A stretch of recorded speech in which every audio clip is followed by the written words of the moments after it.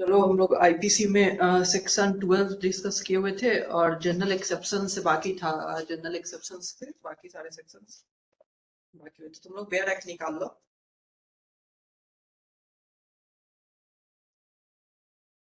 Section 20 निकालो, section 20 BNS का। Video clear आ रही है ना? वीडियो और वॉइस दोनों? यस सर, क्लियर आ रहा है। ओके।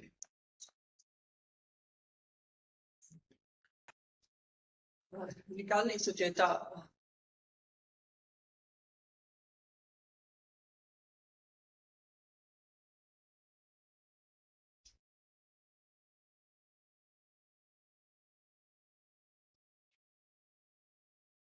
क्या बात है सुचेता, बोल नहीं रही हो?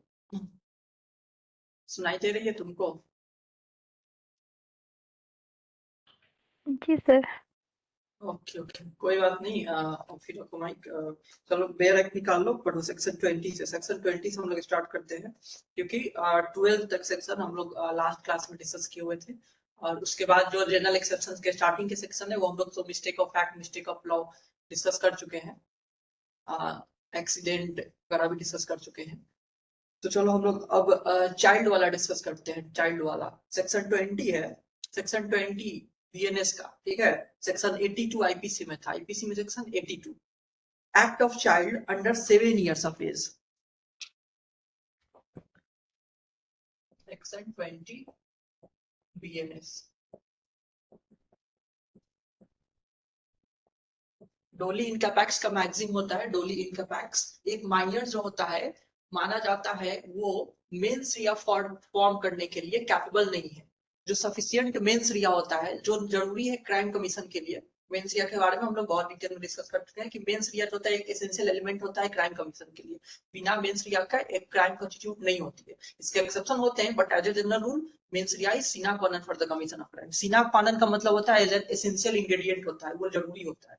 ठीक है, एग्जाम में पूछ ले जाते हैं सीना क्वानन का मतलब। उसका मतलब होता है एक जरूरी एलिमेंट, वो जरूरी है। कोई पर्टिकुलर चीज कंस्टिट्यूट करने के लिए जो जो चीज जरूरी होती है, उससे सीना क्वानन कहते हैं, मतलब उसे एसेंशियल रिक्वायरमेंट कहते हैं, उसके लिए वो होना जरूरी है। तो वैसे ही मेंस रिया जो है वो जरूरी है क्राइम कमीशन के लिए। बिना मेंस रिया के क्राइम कमीशन नहीं होती है।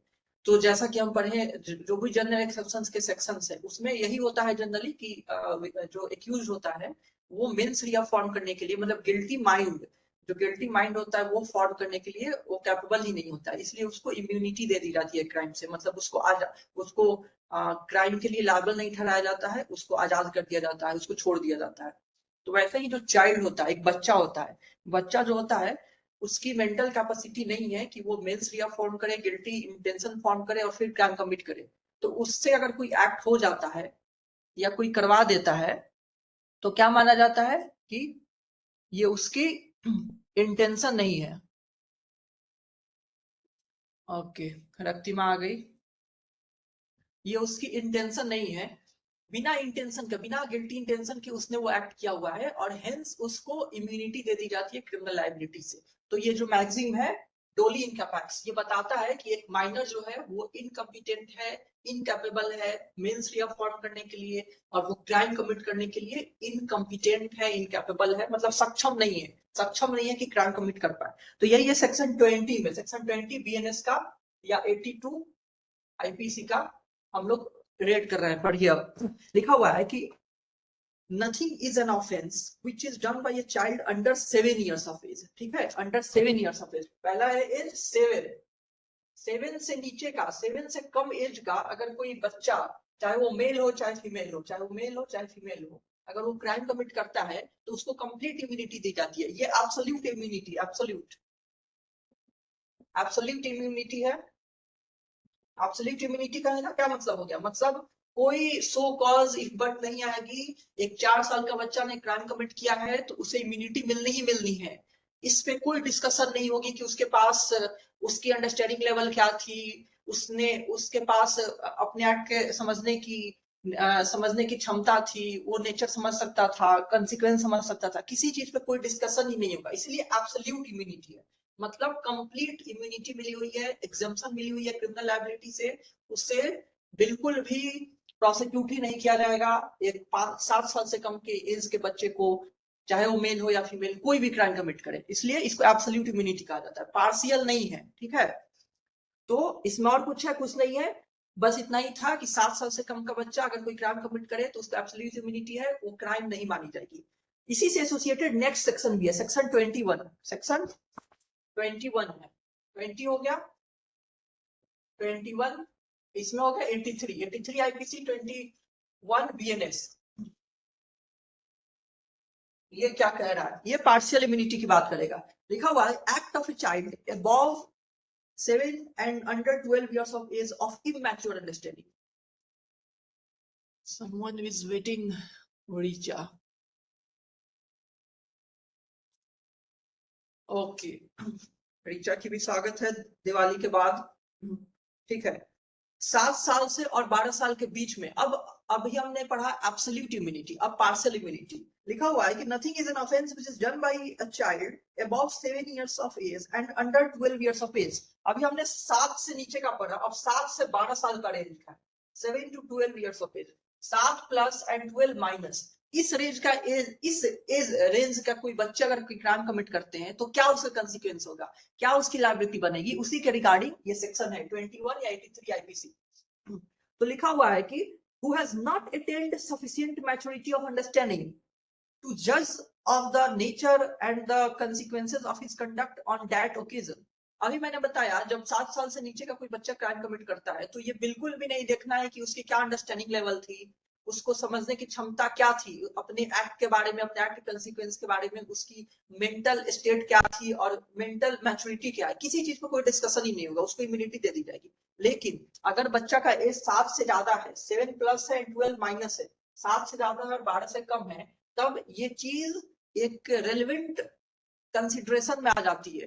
क्या कि उसकी अंडरस्टैंडिंग लेवल क्या है, उसका जो है मेंटल मैच्योरिटी क्या है, वो अपने एक्ट को जो एक्ट किया हुआ है, जो भी ऑफेंस एलिज्ड एक्ट है, उससे उसके करने में उसकी क्या समझ थी, वो किया, उसके बाद वो क्या किया, उससे पता चलता है कि उसकी अंडरस्टैंडिंग लेवल क्या थी। और ये चीज रेलिवेंट है, अगर उसके पास सफिशिएंट मैच्योरिटी है और उसने एक्ट किया हुआ है तो उसको इम्यूनिटी नहीं मिलेगी, ठीक है, उसको इम्यूनिटी नहीं मिलेगी। जुवेनाइल जो एक्ट है, जुवेनाइल जस्टिस एक्ट, उसके हिसाब से उसको प्रोसिक्यूट किया जाएगा। लेकिन अगर उसकी मैच्योरिटी नहीं है, ये फैक्ट्स एंड सर्कमस्टांसेस से पता चलता है कि उसकी लेवल ऑफ अंडरस्टैंडिंग नहीं थी, अपने एक्ट के नेचर एंड कंसिक्वेंस को समझने की क्षमता नहीं थी, तब उसको इम्यूनिटी दे दी जाएगी, उसको प्रोसिक्यूट नहीं किया जाएगा। तो ये कैसे पता चलेगा, कैसे पता चलेगा कि कोई बच्चा जो है वो जो क्राइम कमिट किया हुआ है उसमें उसका मेंटल स्टेट क्या था, वो डेवलप हो चुका था, उसकी अंडरस्टैंडिंग थी, कैसे पता चलता है? ये facts and circumstances of the case से पता चलता है, बच्चे का कंडक्ट से पता चलता है। बच्चे का जो कंडक्ट होता है या facts circumstance of the case जो होता है वो रेलिवेंट हो जाता है, ठीक है। मान लीजिए कोई बच्चा क्राइम कमिट किया, चोरी कर लिया, वो चोरी कर लिया, उसके बाद उसको बेच रहा है चोरी के सामान को। इससे क्या पता चलता है कि उसको समझ है कि उसने एक सामान की चोरी की है और उसको बेच करके वो मॉनेटरी गेन कर सकता है, ठीक है। ये मेयरली नहीं कि उठा लिया और उसको पता ही नहीं चला वो कहाँ फेंका, कहाँ रखा, बस रख लिया। लेकिन इस तरह का जो एक्ट है कि क्राइम कमीशन के बाद जो बच्चा कर रहा है या किस तरह से कर रहा है, कितनी प्लानिंग के साथ किया हुआ है, चोरी करके सामान को बेचना और उससे मॉनेटरी गेन करना, ये दिखाती है कि उसकी अंडरस्टैंडिंग लेवल इतना थी कि वो समझ रहा है कि वो एक सामान को चोरी किया हुआ है और उसको बेच करके मॉनेटरी गेन कर रहा है। तो इससे पता चलती है कि उसको अपने एक्ट का नेचर एंड कंसिक्वेंसेस समझने की क्षमता थी। रिचा सुन रही हो? रिचा जी सर। रतिमा,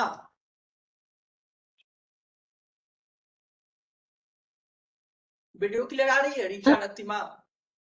हाँ सर, हाँ हाँ हाँ सर, ओके ओके सही है। Okay okay.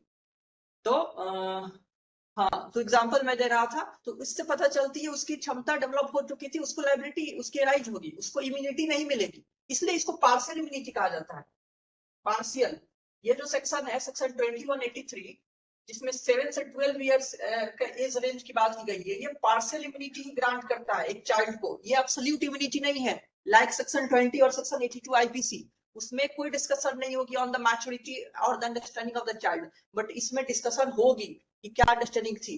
अब एक एक बच्चा ने क्राइम कमिट किया हुआ है और क्राइम कमिट के बाद वो एविडेंस डिस्ट्रॉय किया हुआ है, एविडेंस डिस्ट्रॉय किया हुआ है मतलब मिटाया हुआ है सबूत। इससे क्या पता चलती है? उसको पता था कि वो क्राइम कमिट कर रहा है, एविडेंस जो है उससे वो पकड़ा जाएगा, उसको डिस्ट्रॉय कर रहा है। ये सब जो एक्ट्स हैं अंडरस्टैंडिंग लेवल को दिखाती है। तो facts and circumstances and the conduct of the child relevant होती है, जिससे पता चलती है चाइल्ड का अंडरस्टैंडिंग लेवल क्या थी। और अंडरस्टैंडिंग लेवल अगर प्रूव हो जाती है चाइल्ड के अगेंस्ट में तो उसकी लायबिलिटी बनती है।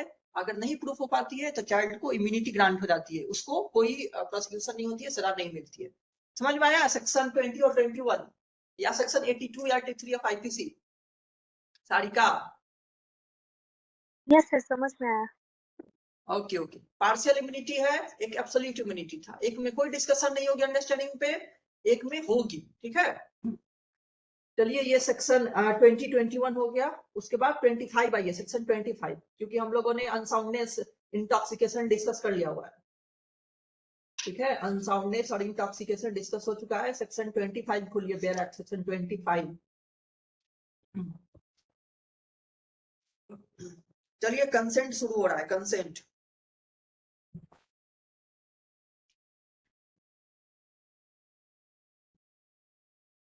कभी कभी क्वेश्चंस आ जाते हैं कंसेंट पे, कम पूछे जाते हैं वैसे।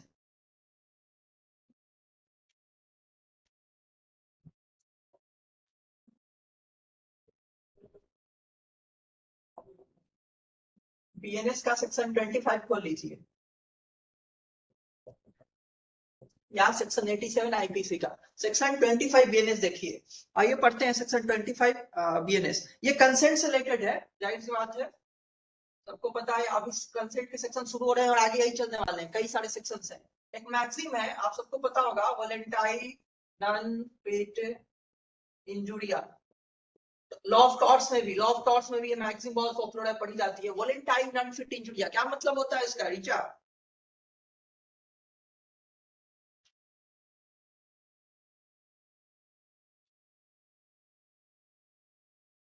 रीचा?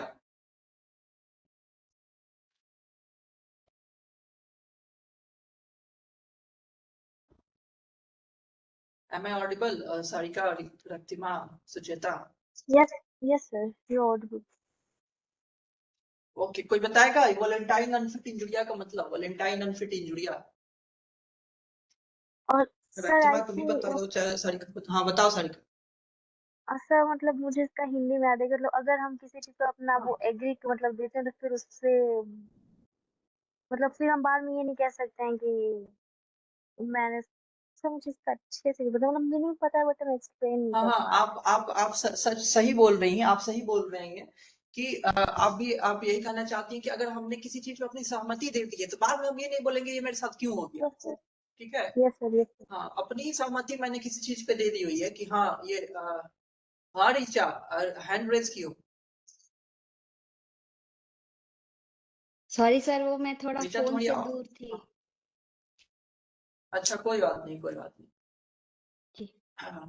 हाँ, ओके, सारिका ने सही बताने की कोशिश की कि अगर हम किसी चीज पे अपना सहमति देते हैं, कंसेंट देते हैं, कंसेंट को सहमति कहते हैं, तो फिर हम बाद में यही हम ही नहीं बोलेंगे कि नहीं नहीं ये मेरे साथ क्यों हो गया, ये मेरे साथ कैसे हो गया। Volenti non fit injuria is a very popular maxim in the law of torts also. यहाँ पे भी है क्योंकि कंसेंट की बात हो रही है तो वॉलेंटाइन अनफिट इंजुरिया होती है।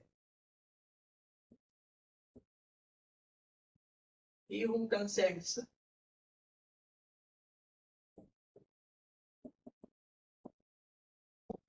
He who consents suffer no injury। जो कंसेंट देता है वो कोई इंजुरी सफर नहीं करता है, खुद ही कंसेंट दिए और खुद ही क्लेम कर रहे हैं कि मेरे साथ क्या हो गया। मैच देखने टॉर्च में पड़ी जाती है ना, गए फुटबॉल मैच देखने, चोट लग गई और बोल रहे हैं नहीं नहीं नहीं क्यों चोट लग गई।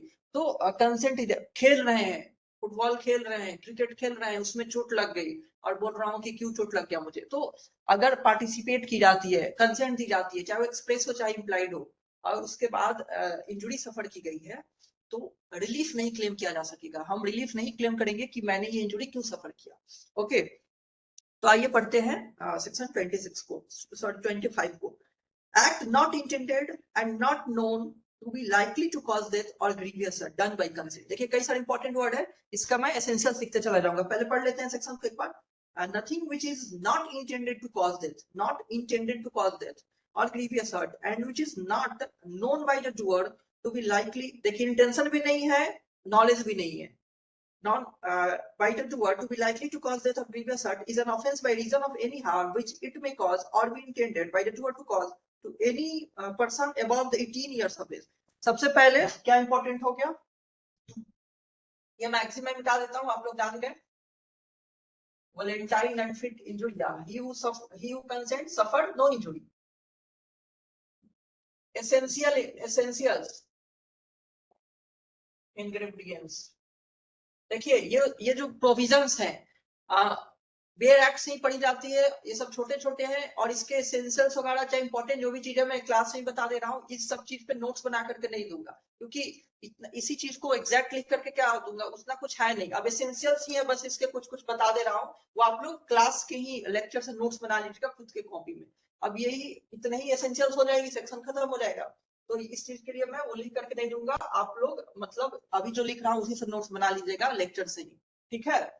पहला क्या हो गया, 18 प्लस विक्टिम की बात किया जा रहा है, पहला एसेंशियल हो गया, एसेंशियल इंग्रेडिएंट्स में बता रहा हूँ सेक्शन 25 का, सेक्शन 25 का पहला हो गया 18 प्लस विक्टिम की बात किया जा रहा है, मेजर की बात किया जा रहा है, लिखा हुआ है, कहाँ लिखा हुआ था, above 18 years of age, section में लिखा हुआ है अबव 18 इयर्स ऑफ एज, यानी कि 18 प्लस विक्टिम होनी चाहिए, जो पर्सन कंसेंट दे रहा है, जो इंजुरी सफर करने वाला है उसका एज 18 से ज्यादा होनी चाहिए, तो ये पहला एसेंशियल हो गया 18 plus victim.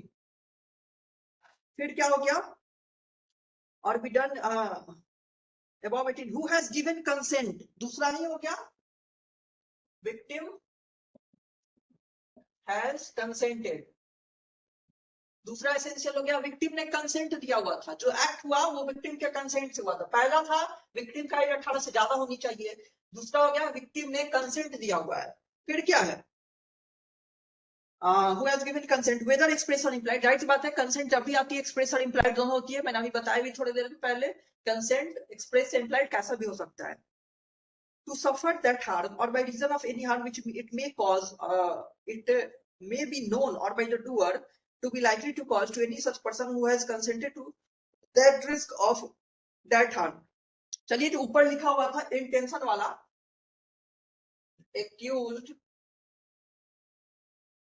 had no intention, accused का इंटेंशन नहीं होना चाहिए, इंटेंशन भी नहीं होनी चाहिए क्योंकि स्टार्टिंग में ही लिखा हुआ था nothing which is not intended, और दूसरी बात है नॉलेज भी नहीं होनी चाहिए क्योंकि लिखा हुआ है नॉट नोन, इंटेंशन भी नहीं होनी चाहिए और नॉलेज भी नहीं होनी चाहिए। किस चीज की नॉलेज नहीं होनी चाहिए, किस चीज की इंटेंशन या नॉलेज नहीं होनी चाहिए कि वो डेथ या ग्रीवियस हॉट कॉज करेगा, डेथ या ग्रीवियस हॉट कॉज करेगा। अगर ये तीनों एसेंशियल पूरे होते हैं तो क्या हो जाएगा, कोई ऑफेंस कमिट नहीं होगा, कोई ऑफेंस नहीं कमिट नहीं होगा। देखिए आप लोग बोर्ड पे और समझिए अच्छे से, यही नई सेक्शन है, सबसे पहला मैंने लिखा हुआ है नंबर 1 पे मैंने लिखा हुआ 18 प्लस विक्टिम, विक्टिम का एज अगर 18 से ज्यादा है, दूसरा विक्टिम ने कंसेंट दिया हुआ है उस एक्ट को जो हुआ है उसके साथ, विक्टिम ने कंसेंट दिया हुआ है, विक्टिम का एज 18 प्लस ज्यादा है, और एक्यूज ने एक्ट तो कर दिया हुआ है लेकिन एक्यूज का इंटेंशन नहीं था डेथ या ग्रीवियस हॉट कॉज करने का, एक्यूज का इंटेंशन नहीं था डेथ या ग्रीवियस हॉट कॉज करने का। दूसरी बात है एक्यूज को नॉलेज भी नहीं था, एक्यूज को नॉलेज भी नहीं था कि उसके एक्ट से डेथ या ग्रीवियस हॉट कॉज कर सकता है, उसके एक्ट से डेथ या ग्रीवियस हॉट दोनों इंपॉर्टेंट है, intention knowledge, intention knowledge, accused का ना ही इंटेंशन था डेथ या ग्रीवियस हॉट कॉज करने का, ना ही नॉलेज था कि उसके एक्ट से डेथ या ग्रीवियस हॉट कॉज करेगा होगा, देन इन तीनों क्राइटेरिया अगर फुलफिल हो रहा है तो कोई ऑफेंस नहीं कॉन्स्टिट्यूट होगा, no offence is committed, accused को लायबिलिटी से इम्यूनिटी मिल जाएगी। यहाँ पे कौन सी इम्यूनिटी, कंसेंट का, डिफेंस ऑफ कंसेंट मिल जाएगा, डिफेंस ऑफ कंसेंट मिल जाएगा, एक्यूज की लायबिलिटी नहीं रहेगी। कौन सा 3 एसेंशियल, 18 प्लस विक्टिम होनी चाहिए, विक्टिम ने कंसेंट दिया होना चाहिए, एक्यूज का इंटेंशन नहीं होना चाहिए डेथ या ग्रीवियस हॉट कॉज करने का, एक्यूज को नॉलेज भी नहीं होनी चाहिए कि उसके एक्ट से डेथ या ग्रीवियस हॉट कॉज हो सकती है। तो ये तीनों का आप लोग नोट कर लीजिएगा, और इन दिस केस कोई ऑफेंस कमिट नहीं होगा, अगर तीनों फुलफिल हो रहा है तो नो ऑफेंस इज कॉन्स्टिट्यूटेड और कमिटेड। समझ में आया रिचा? जी सर। ओके, बहुत बढ़िया बहुत बढ़िया। आप लोग अभी भी नोट कर सकते हैं, या जिनका ये छूट जाए तो ऐसे छूटेगा क्यों, इतने टाइम मिल रहे हैं और वीडियो में रिकॉर्ड तो सब हो ही रही है। तो चलिए ये सेक्शन 25 या सेक्शन 87 आईपीसी का सेक्शन 87 में यही था, इसमें यही बातें कह रही है। अब हम लोग आगे बढ़ते हैं नेक्स्ट सेक्शन पे। मैक्सिम आप लोग समझ गए, वॉलेंटाइन अनफिट इंजुरिया पे था, तीनों आप लोग एसेंशियल समझ गए। चलिए मैं सेक्शन 26 मिटा दूं इसे, रक्तिमा सारिका सुचेता, ओके। तीन एसेंशियल है, फुलफिल हो जाए तो नो ऑफेंस इज कंस्टिट्यूटेड। तीनों जरूरी है और नहीं है, तीनों एंड है। 18 प्लस होनी चाहिए विक्टिम की एज, उसने कंसेंट दिया ही रहना चाहिए, एक्यूज का इंटेंशन और नॉलेज दोनों नहीं होनी चाहिए। अब हम पढ़ते हैं, अभी सारे सेक्शन कंसेंट के ही मिलेंगे, कंसेंट की। 25 हो गया, अब 26, इधर 87 हो गया तो 88, ठीक है। 26 बीएनएस या 88 आईपीसी। चलिए आइए देखिए, act not intended to cause death, थोड़े थोड़े अंतर है सब में, थोड़े थोड़े डिफरेंस है, इसलिए एसेंशियल लिख दे रहा हूं ताकि क्लियर हो जाए। एसेंशियल देख करके आपको पता चल जाएगा किसमें क्या एक्स्ट्रा था, किसमें कम था। Act not intended to cause death done by consent in good faith, देखिए गुड फेथ आ रहा है इसमें, फॉर पर्सन्स बेनिफिट, बेनिफिट भी आ रहा है, ये दोनों ही नहीं था ऊपर में, for the person's benefit good faith की बात ऊपर नहीं की गई थी। Nothing which is not intended to cause death, section read कर रहा हूं, nothing which is not intended to cause death, intention नहीं होनी चाहिए, इसमें बस इंटेंशन की बात की गई है। देखिए अभी थोड़ी देर पहले मैंने इंटेंशन नॉलेज दोनों की बात कर रहा था, इंटेंशन नॉलेज, यहाँ पे बस इंटेंशन लिखा हुआ है। Is an offence by reason of any harm which it may cause or be intended by the doer to cause or be known by the doer to likely to cause to any person for whose benefit, उसी के benefit के लिए किया गया है। It is done in good faith, वो भी good faith में किया गया है। And who has given a consent, और उसने consent भी दिया हुआ है, ठीक है। तो आइए इसका भी सेंसेस हम लोग लिखते चलते हैं। सबसे पहले क्या लिखा हुआ था कि गुड फेथ में किया हुआ है, done in good faith, good faith में किया हुआ है, गुड फेथ में एक्ट किया गया हुआ है। दूसरा क्या बोल रहा है कि और to any person for whose benefit, benefit के लिए किया गया है, done for the benefit of victim, victim के ही बेनिफिट के लिए किया गया है, बेनिफिट गुड फेथ में किया गया है, विक्टिम के लिए बेनिफिट के, विक्टिम के बेनिफिट के लिए किया गया है। फिर कह रहा है कि to any person for whose benefit is done in good faith and who has given a consent, victim ने consent भी दिया हुआ है, victim has consented, victim ने consent भी दिया हुआ है, consent भी दिया हुआ है। either expression implied, इसमें भी वही expression implied, कैसा भी, to suffer that harm or to take, तो वो ऑफेंस नहीं बनेगी। इसमें ऊपर इंटेंशन की बात की गई है कि एक्यूज का इंटेंशन नहीं होनी चाहिए, accused had no intention to cause death, देखिए इंटेंशन को अंडरलाइन कर दे रहा हूं, यहाँ मैंने नॉलेज नहीं लिखा हुआ है, बस इंटेंशन लिखा हुआ है। नॉलेज इंटेंशन के रिलेशन को, डिफरेंस को हम लोगों ने बहुत बार डिस्कस किया हुआ है। इंटेंशन एक हायर ग्रेविटी की चीज दिखाती है। इंटेंशन जो होता है मेंस क्या, वो होना आपकी क्रिमिनल लायबिलिटी को बहुत बढ़ा देता है। नॉलेज जो होता है इंटेंशन से लेस डिग्री का होता है। नॉलेज जो होता है, कई क्राइम के लिए नॉलेज भी सफिशिएंट होते हैं, लेकिन कुछ क्राइम के लिए नॉलेज सफिशिएंट नहीं होते, उसके लिए क्रिमिनल इंटेंशन की जरूरत होती है। इंटेंशन का डिग्री हमेशा ऊपर होता है, उसका लेवल हमेशा नॉलेज से ऊपर होता है। नॉलेज उससे छोटे लेवल की चीज हो गई, आपको जानकारी है कि इसका ये रिजल्ट होने वाला है, ये नॉलेज हो गया। इंटेंशन मतलब आपने उसी इरादे के साथ किया हुआ है कि आप ये क्राइम कर रहे हैं, ओके।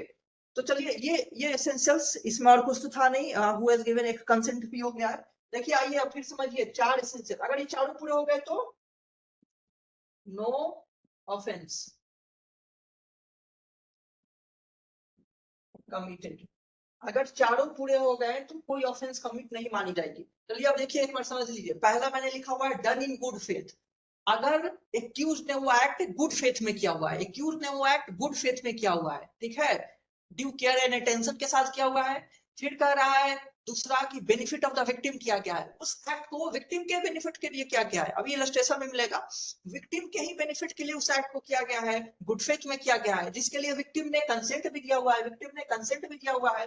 चौथा है कि एक्यूज का इंटेंशन नहीं था डेथ कॉज करने का, एक्यूज का इंटेंशन नहीं था डेथ कॉज करने का। ये चारों एसेंशियल्स अगर पूरे होते हैं तो मानी जाएगी कि कोई ऑफेंस कंस्टिट्यूट नहीं हुआ है, एक्यूज को इम्यूनिटी दे दी जाएगी क्रिमिनल लायबिलिटी से। अगर इनमें से कोई पूरा ना हुआ तो एक्यूज लायबल होगा क्राइम के लिए, इम्यूनिटी नहीं मिलेगी। गुड फेथ में विक्टिम के बेनिफिट के लिए विक्टिम ने कंसेंट दिया था और क्रिमिनल इंटेंशन नहीं था डेथ कॉज करने का, no intention to cause death, no intention to cause death. यही सेक्शन 26 में है। इसका एक इलस्ट्रेशन है, वो देखिए, क्लियर हो जाएगा। और लिखा हुआ है इज ए सर्जन, एक सर्जन है जो ऑपरेशन करता है, knowing that a particular operation is likely to cause the death of Z. देखिए अभी पता चल गया ना नॉलेज क्यों नहीं एक्सक्लूडेड है। पिछले वाले सेक्शन में मैंने नॉलेज को भी लिखा हुआ था कि इंटेंशन भी नहीं होनी चाहिए, नॉलेज भी नहीं होनी चाहिए। यहाँ पे बस इंटेंशन की बात की गई है, इंटेंशन नहीं होनी चाहिए डेथ कॉज करने की। नॉलेज तो रहेगा ही, नॉलेज रहने के बावजूद भी आपको इम्यूनिटी मिल जाएगी, ठीक है। यहाँ पे जो सर्जन है उसको पता है, नॉलेज है कि डेथ कॉज हो सकती है, लेकिन उसका इंटेंशन नहीं था मारने का, ठीक है।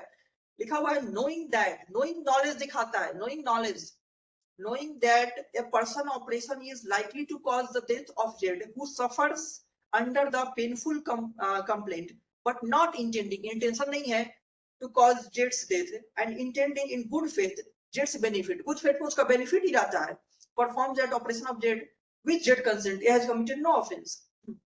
किसी का कोई ऑपरेशन कर रहा है डॉक्टर, उसे पता है उसको ऑपरेशन कर रहा है गुड फेथ में, उसके कंसेंट के साथ कर रहे हैं कि उसको रिलीफ मिलेगी, लेकिन एक्चुअली वो मर गया, डेथ कॉज हो गया, तो इसके लिए डॉक्टर की लायबिलिटी बनेगी क्या? नहीं बनेगी डॉक्टर की लायबिलिटी, क्योंकि सारा एलिमेंट पूरा हो रहा है। डॉक्टर ने गुड फेथ में किया हुआ है, हाँ गुड फेथ में किया हुआ है, उसका गुड उसने इसलिए किया क्योंकि पेशेंट को ठीक करना था। Done for the benefit of victim, बिल्कुल विक्टिम के बेनिफिट के लिए वो ऑपरेशन किया गया है, ये भी हो गया। विक्टिम हैज कंसेंटेड, विक्टिम ने कंसेंट भी दिया कि मेरा ऑपरेशन कर दो, ऐसे ही नहीं रोड पे किसी को पकड़ के ऑपरेशन नहीं कर दिया है, विक्टिम ने कंसेंट दिया हुआ है, लिखा भी हुआ है कि विथ जेड्स कंसेंट, विक्टिम ने कंसेंट दिया हुआ है कि उसका ऑपरेशन कर दो। फिर है accused had no intention, clear है कि एक्यूज का मैंने डॉक्टर का इंटेंशन नहीं था उसे मारने का, डॉक्टर को नॉलेज था कि उसके एक्ट से ऑपरेशन ऐसी चीज है कि उसमें उसकी डेथ भी कॉज हो सकती है, बच भी सकता है, लेकिन उसका इंटेंशन मारने का नहीं था ना, उसका तो गुड फेथ था, बेनिफिट के लिए कर रहा था। हेंस चारों एसेंशियल्स पूरे होते हैं तो कोई ऑफेंस कमिट नहीं होता है, no offence is committed in such situation. समझ में आया आप लोग को कैसे इलस्ट्रेशन में कोई ऑफेंस कंस्टिट्यूट नहीं हुआ और कैसे सारे एसेंशियल्स पूरे हो रहे हैं? सुचेता, सारिका, रक्तिमा, ऋचा,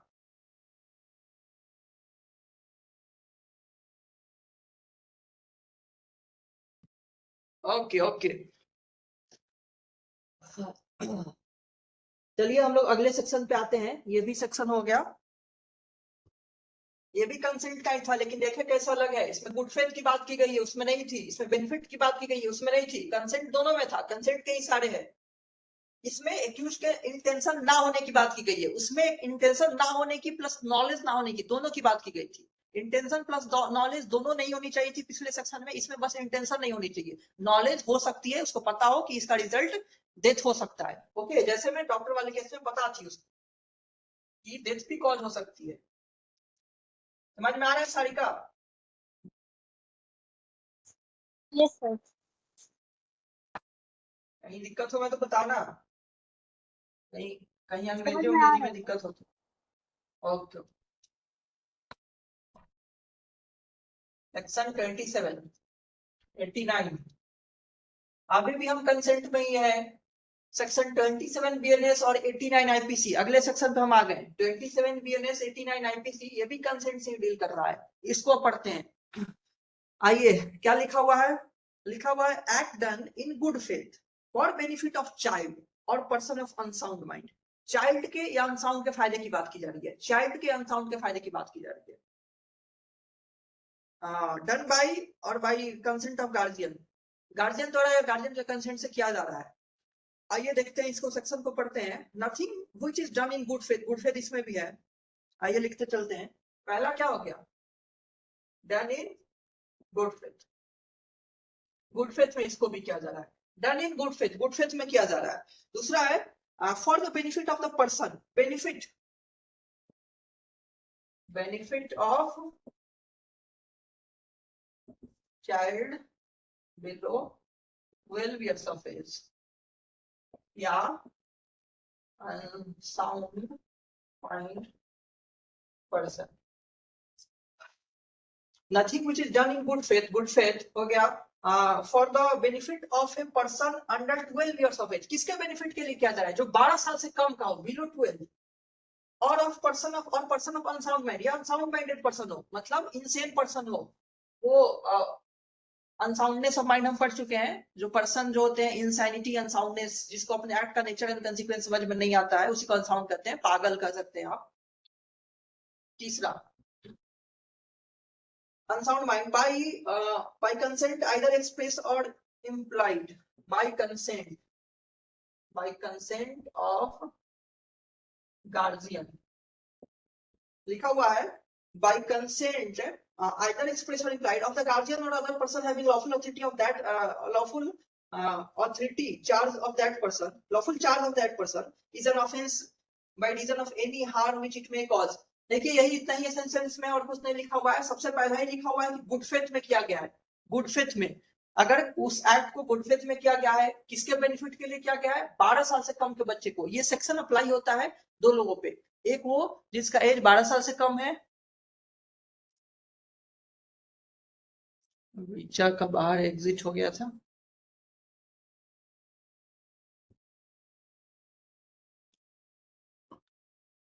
ओके रीचा आप हैं इन? सर मैं हूँ पर आपकी वीडियो रुक गई है।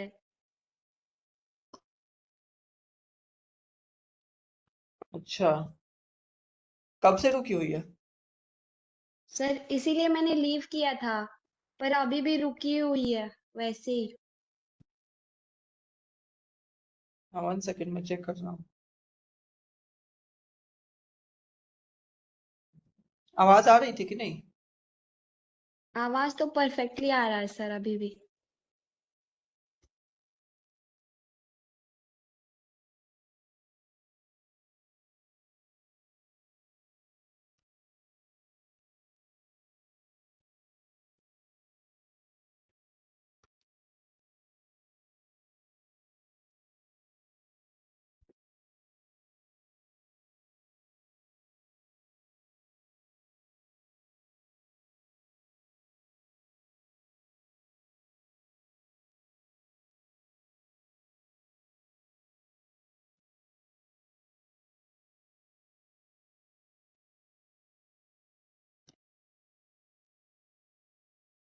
क्या?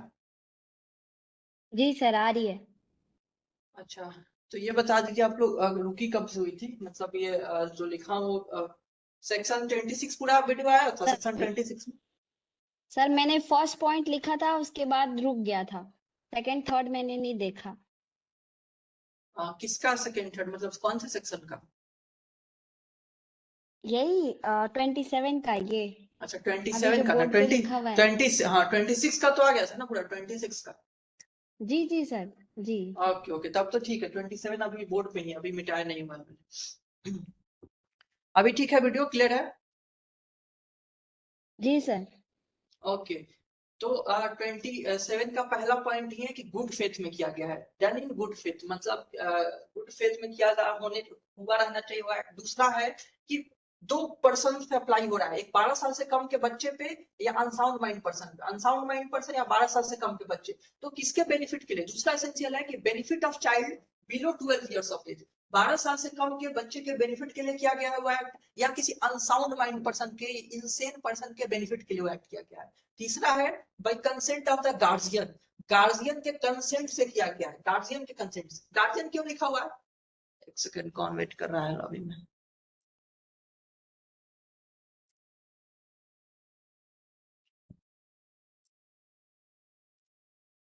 ओके, जब भी वीडियो रुक जाएगी उसी समय बता दिया कीजिएगा कोई भी, ठीक है? क्योंकि रिकॉर्ड होना सही से भी बहुत जरूरी है।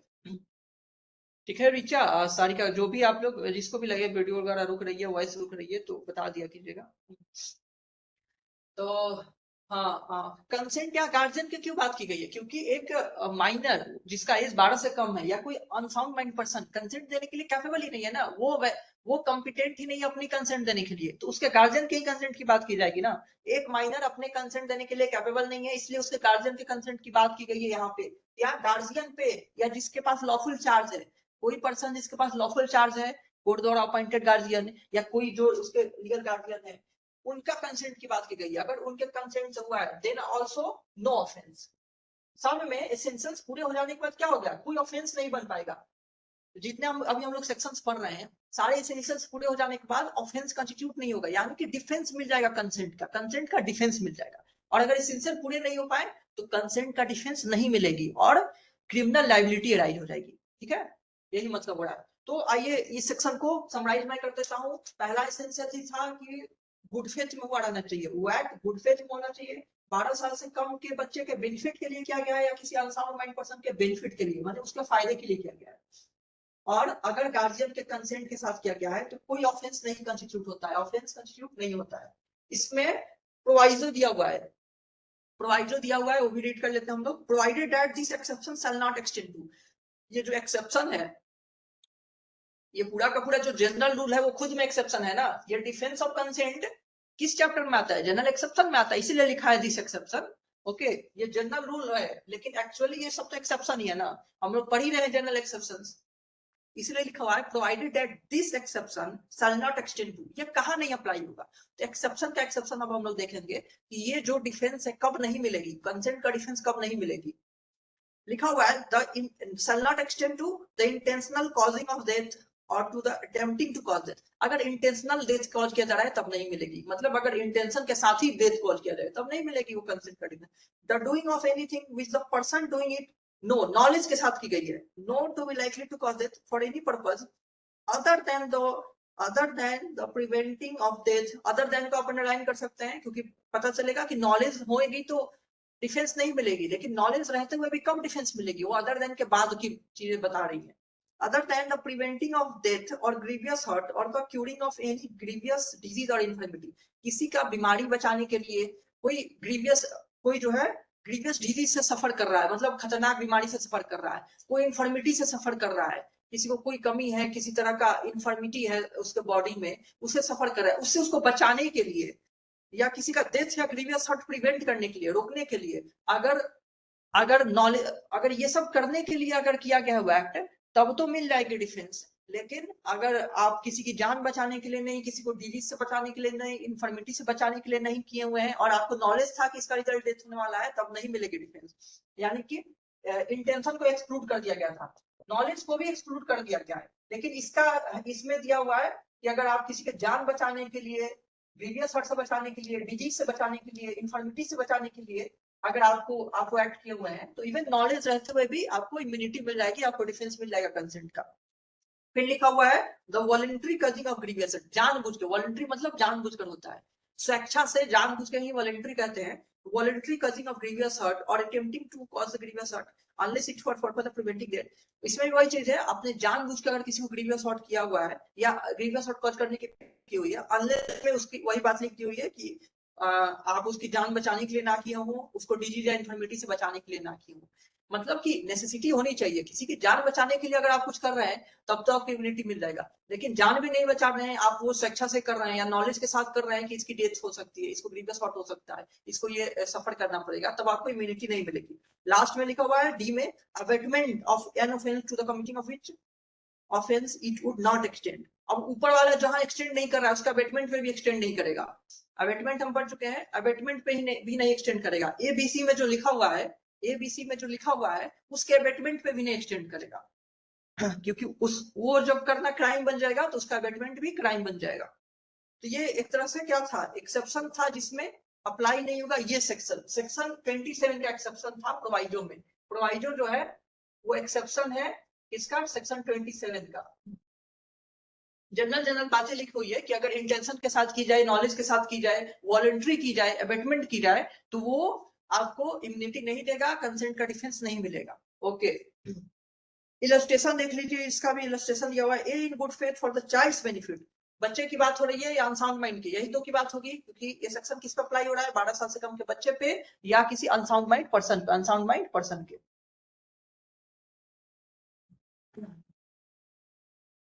कहा गया, हाँ, A in good faith for the child's benefit without the child consent, बिना चाइल्ड के कंसेंट के, without his child's consent, has his child cut for the stone by a surgeon, A in good faith for his child's benefit without his child's consent। Child का consent matter नहीं करता है ना, parent द्वारा किया गया है या पेरेंट का कंसेंट से किया रहना चाहिए, मतलब गार्जियन द्वारा किया गया या गार्जियन के कंसेंट से किया गया है, क्योंकि गार्जियन ही एक माइनर के कॉम्पिटेंट है कंसेंट देने के लिए। Has his child cut for the stone by a surgeon, उसका स्टोन था उसके लिए उसको सर्जरी करा दिया गया knowing it will likely that the operation will result in the child, ये पता होते हुए भी कि ऑपरेशन से उसकी डेथ भी हो सकती है, but not intending to cause the child, लेकिन किसी का इंटेंशन नहीं था कि चाइल्ड का डेथ हो जाए, उसके पेरेंट का इंटेंशन नहीं था कि अपने चाइल्ड का डेथ करा दे। A is within the exception in as much as his object was the cure of the child, जहां तक कि उसका ऑब्जेक्ट चाइल्ड का क्योर करना था वहां तक उसको डिफेंस मिलेगा, क्योंकि गुड फेथ में लिखा हुआ है ना, गुड फेथ में होनी चाहिए। अगर वो ऑपरेशन अपने चाइल्ड के बेनिफिट के लिए, चाइल्ड के भलाई के लिए कर रहा है तो उसको डिफेंस मिल जाएगा, क्योंकि सारे एसेंशियल्स पूरे हो जा रहे हैं, वो अपने चाइल्ड का इलाज करने के लिए किया हुआ है, तो गुड फेथ तो है ही, चाइल्ड का एज 12 साल से कम तो है, उसके बेनिफिट के लिए किया जा रहा है, बेनिफिट के लिए, चाइल्ड के बेनिफिट के लिए क्या गया है। फिर कंसेंट, गार्जियन का कंसेंट तो था ही, क्योंकि गार्जियन ही कॉम्पिटेंट है, गार्जियन खुद से वो करा रहे हैं ऑपरेशन, इस इलस्ट्रेशन के अकॉर्डिंग गार्जियन ही वो ऑपरेशन करवा रहे हैं किसी सर्जन से, तो गार्जियन ही तो कॉम्पिटेंट थे कंसेंट देने के लिए, तो इसमें तीनों एसेंशियल्स पूरे हो जा रहे हैं, तो कोई ऑफेंस नहीं कमिट होती है उस गार्जियन के द्वारा। ओके, समझ में आई? थम्स अप कीजिए आप लोग, समझ में आई तो। ये एक स्पेशल कैटेगरी की बात कर रहा है, जिसमें बच्चे की बात की जा रही है 12 साल से कम, या अनसाउंड माइंड पर्सन की बात की जा रही है, उसके भलाई के लिए, उसके बेनिफिट के लिए गुड फेथ में अगर कोई एक्ट की जा रही है गार्जियन के कंसेंट से, तो ऑफेंस नहीं कंस्टिट्यूट होगी, ऑफेंस नहीं कंस्टिट्यूट होगी। आइए, ये कौन से सेक्शन हो गई, 27 भी हो गई, 28 खोलिए, 28।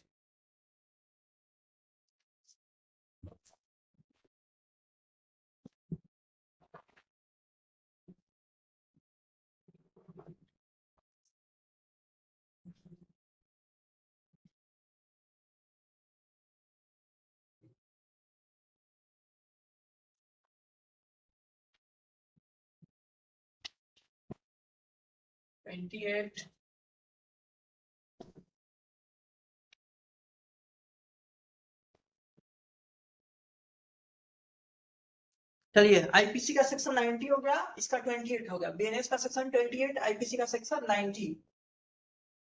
ये किस चीज की बात कर रहा है, इस पे एमसीक्यू क्वेश्चन पूछ लिए जाते हैं सेक्शन 90 पे, मतलब अब सेक्शन 28 पे एमसीक्यू क्वेश्चन आते थे प्रीलिम्स में। लिखा हुआ है कब कंसेंट वैलिड कंसेंट नहीं होगी, कंसेंट कब वैलिड कंसेंट, किस कंसेंट को कंसेंट ही नहीं माना जाता, ये बात करता है, किस कंसेंट को कंसेंट नहीं माना जाता है, ठीक है।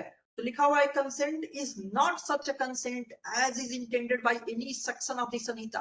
एक कंसेंट को कब कंसेंट नहीं मानेंगे, कंसेंट को एक वैलिड कंसेंट कब नहीं मानेंगे, जो कंसेंट चाहिए इस संहिता को, बीएनएस को जिस कंसेंट की उम्मीद है, उस उम्मीद पर कंसेंट कब खड़ा नहीं उतरेगा, ठीक है, यही बात कर रहा है। ओके, जो कंसेंट की लेवल होनी चाहिए वो कंसेंट की लेवल पे कब खड़ा नहीं होगा, कौन सा कंसेंट, तो बता रहा है ए बी सी में कौन सा कंसेंट। पहला लिखा हुआ है if the consent is given by a person, बाबू ठीक है, if the consent is given by a person under fear of injury or under a misconception of fact, fear of injury है, बस अंडरलाइन आप लोग कर लीजिए, इसमें लिखने की भी जरूरत नहीं है, मिसकंसेप्शन ऑफ फैक्ट है, बस अंडरलाइन आप लोग कर लीजिए बैराट में। पहला है फियर ऑफ इंजुरी, अगर फियर ऑफ इंजुरी में किसी से कंसेंट लिया जा रहा है, किसी को इंजुरी के फियर में रख करके, डरा करके कि तुम ये नहीं करोगे तो तुम अपना कंसेंट दे दो इस चीज के लिए, नहीं तो मैं तुम्हें मारूंगा, तकलीफ दूंगा, इंजुरी कॉज करूंगा, ये कोई कंसेंट हुआ क्या, फ्री कंसेंट नहीं होगी। इंजुरी के फियर में कोई कंसेंट देना, खुद को क्षति हो रही है उस डर में किसी को कंसेंट देना, it's not valid consent. Misconception of fact, अगर आप फैक्ट पे ही आपको सही से नहीं पता है, हमने मिस्टेक ऑफ फैक्ट पूरा पढ़ा हुआ है, फैक्ट की सही जानकारी नहीं है, आपको फैक्ट के बारे में ही गलती जानकारी थी, उस वजह से आपने कंसेंट दिया, तो आप वैलिड कंसेंट कैसी मानी जाएगी, चीजों को आपने समझा ही नहीं और अपना कंसेंट दे दिया, गलत चीजों को बता करके आपका कंसेंट ऑब्टेन कर लिया गया मिसकंसेप्शन के अंडर में, तो वो भी वैलिड कंसेंट नहीं मानी जाती है। And if the person doing the act knows or has reason to believe that the consent was given in consequence of, जो पर्सन एक्ट कर रहा है, मतलब जो एक्यूज्ड है, एक्यूज को पता था कि कंसेंट क्यों दे रहा है, अंडर फियर और मिसकंसेप्शन ऑफ फैक्ट दे रहा है, एक्यूज को पता होनी चाहिए कि ये पर्सन जो कंसेंट दिया हुआ है वो फियर ऑफ इंजुरी में दिया हुआ है या मिसकंसेप्शन ऑफ फैक्ट में दिया हुआ है, in that case consent is not valid consent. अभी तक दो ही पॉइंट मिला, fear of injury, misconception of fact. अगला देखिए बी में लिखा हुआ है the consent is given by a person who from unsoundness of mind or from intoxication is unable to understand the nature and consequences of that to which he gives the consent. Unsoundness, intoxication, दोनों को underline कर लीजिए. Unsoundness, intoxication. तो ये सब पता है. Unsoundness में कंसेंट देने के लिए कैपेबल नहीं होता है कोई. इंटॉक्सिकेटेड स्टेट में, कोई नशे की हालत में कंसेंट देने के लिए कैपेबल नहीं होती है. ठीक है. सी में लिखा हुआ है unless the contrary appears from the context if the consent is given by a person who is under 12 years of age. 12 साल से कम, इसको भी अंडरलाइन कर लीजिए. 12 साल से कम का बच्चा कंसेंट देने के लिए कैपेबल नहीं है इसमें. if the unless the contrary appear from the context, ये लिखने का मतलब ये होता है कि अगर कोई एक्सप्रेसली कहीं और नहीं प्रोवाइड किया गया है, कुछ जो कंटेक्स्ट दिया हुआ है किसी सेक्शन से, उससे कुछ अलग नहीं पता चल रहा है, कुछ उससे कंट्ररी नहीं पता चल रहा है, देन नॉर्मली ये मानी जाएगी कि if the consent is given by a person who is under 12 years of age, तो उसकी भी कंसेंट को जो है वो कंसेंट नहीं मानी जाएगी, मतलब वैलिड कंसेंट नहीं मानी जाएगी. तो ये 3-4 कैटेगरी थे. आप इसको अंडरलाइन कर ले, बस याद रखेंगे प्रीलिम्स में ऑप्शंस में पूछ लिए जाते हैं. फियर ऑफ इंजुरी था, मिसकंसेप्शन ऑफ फैक्ट था, अनसाउंडनेस था, इंटॉक्सिकेशन था और 12 साल. 5 हो गया. इसमें और कुछ नहीं है. आइए अगले सेक्शन पे आते हैं. 29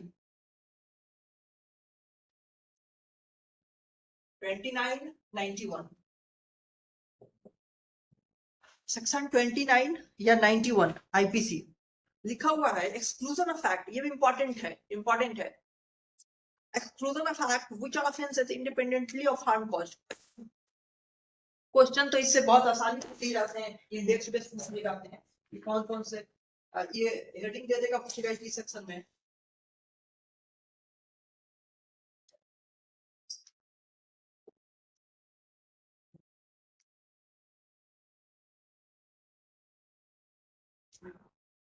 ओके क्या था. हाँ, तो इससे क्वेश्चन जो होता है ना हेडिंग बेस्ड जनरली पूछे गए हुए हैं कि exclusion of fact which are offences independently of harm cause. ये किस सेक्शन में दिया हुआ था? सेक्शन 91 में दिया हुआ है. आईपीसी में 91 में था, तो 91 में दिया हुआ है. या सेक्शन 91 में क्या है, तो 4 ऑप्शन रहेंगे, उसमें से एक ही रहेगा. तो इंडेक्स बेस्ड क्वेश्चन इससे आते रहे हैं, कम वो भी, लेकिन फिर भी ये इंपॉर्टेंट है. आए हुए हैं तो इंपॉर्टेंट हो गया. इसमें लिखा हुआ है कि the exceptions in section 25, 26 and 27. मतलब अभी जो हम पढ़े पिछले सेक्शंस, कंसेंट का एक्सेप्शन पढ़ा ना हमने. अभी 25, 26, 27 में हमने डिफेंस ऑफ कंसेंट पढ़ा. उसके बारे में बता रहा है. Do not extend to the act. वो कब नहीं अप्लाई होगा, किस एक्ट को नहीं एक्सटेंड होगा, यानी कि डिफेंस ऑफ कंसेंट कब नहीं मिलेगा, ये बता रहा है. सेक्शन 29 बता रहा है कि डिफेंस ऑफ कंसेंट कब नहीं मिलेगा, ये भी बता रहा है. तीनों ही केस में, सेक्शन 25, 26, 27, तीनों ही केस में डिफेंस ऑफ कंसेंट कब नहीं मिलेगा. Do not extend to act which are offensive independently of any harm which they may cause or be intended to cause or be known to be likely to cause. देखिए, independently of harm cause normally क्या होता है. Normally जो अभी हम पढ़ रहे थे ऊपर, अगर विक्टिम जो होता है, विक्टिम जो कंसेंट दे दिया जाता है, विक्टिम ने मान लीजिए कंसेंट दे दिया, तो क्या होता है, रिजल्ट हो जाता है नो ऑफेंस. नॉर्मल रूल अभी तक जो हम पढ़े हैं, विक्टिम ने अगर कंसेंट दे दिया तो रिजल्टेंट क्या हो जाता है, नो ऑफेंस हो जाता है. कोई ऑफेंस नहीं कंस्टिट्यूट होता है क्योंकि डिफेंस ऑफ कंसेंट मिल जाता है. लेकिन कुछ ऐसे ऑफेंस होते हैं जिसमें कंसेंट का कोई रेलेवेंसी नहीं होता है, कंसेंट का कोई खास इफेक्ट ही नहीं होता है. वो ऑफेंस तो अभी भी ऑफेंस रहेगा ना. यहाँ पे विक्टिम ने कंसेंट दे दिया, इसलिए नो ऑफेंस बन गया. क्यों नो ऑफेंस बन गया? क्योंकि विक्टिम का कंसेंट रेलेवेंट था. विक्टिम का कंसेंट जो है रेलेवेंट है या इंपॉर्टेंट है. अब मान लीजिए कोई ऐसी सिचुएशन है जब विक्टिम का कंसेंट रेलेवेंट ही नहीं है, इंपॉर्टेंट ही नहीं है, तो क्या उसका कंसेंट देना उसको इम्यून कर देता है, एक्यूज को इम्यून कर देगा criminal liability? Answer is no, नहीं करेगा. अगर विक्टिम का कंसेंट इंपॉर्टेंट ही नहीं है तो उसका कंसेंट देना या ना देना इज इमेटेरियल. ऑफेंस तो अभी भी रहेगा. तो ये वही बता रहा है कि ऐसे ऑफेंस जो खुद में ऑफेंस तो रहेगा नहीं रहेगा, चाहे वो विक्टिम कंसेंट दे चाहे ना दे, वो अभी भी ऑफेंस रहेगा even if the victim has consented. इसका इलस्ट्रेशन से आपको क्लियर होगा. देखिए लिखा हुआ है causing miscarriage unless caused in good faith for the purpose of saving the life of women. Life women के लाइफ के उसके अलावा बोल रहा है. is an offense independently of any harm which it may cause be intended to cause the women. Therefore it is not an offense by reason of such harm and the consent of the women of her guardian to the causing of such miscarriage does not justify the act. देखिए example दिया हुआ है, illustration दिया हुआ है कि एक महिला का मान लीजिए मिसकैरेज कर दिया गया। मिसकैरेज समझते हैं आप लोग? किसको किसको समझ में आता है मिसकैरेज? थम्स अप करें।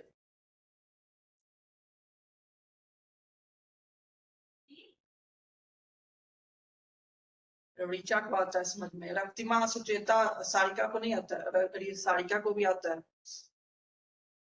रक्तिमा अच्छा आता है। क्या होता है मिसकैरेज रक्तिमा?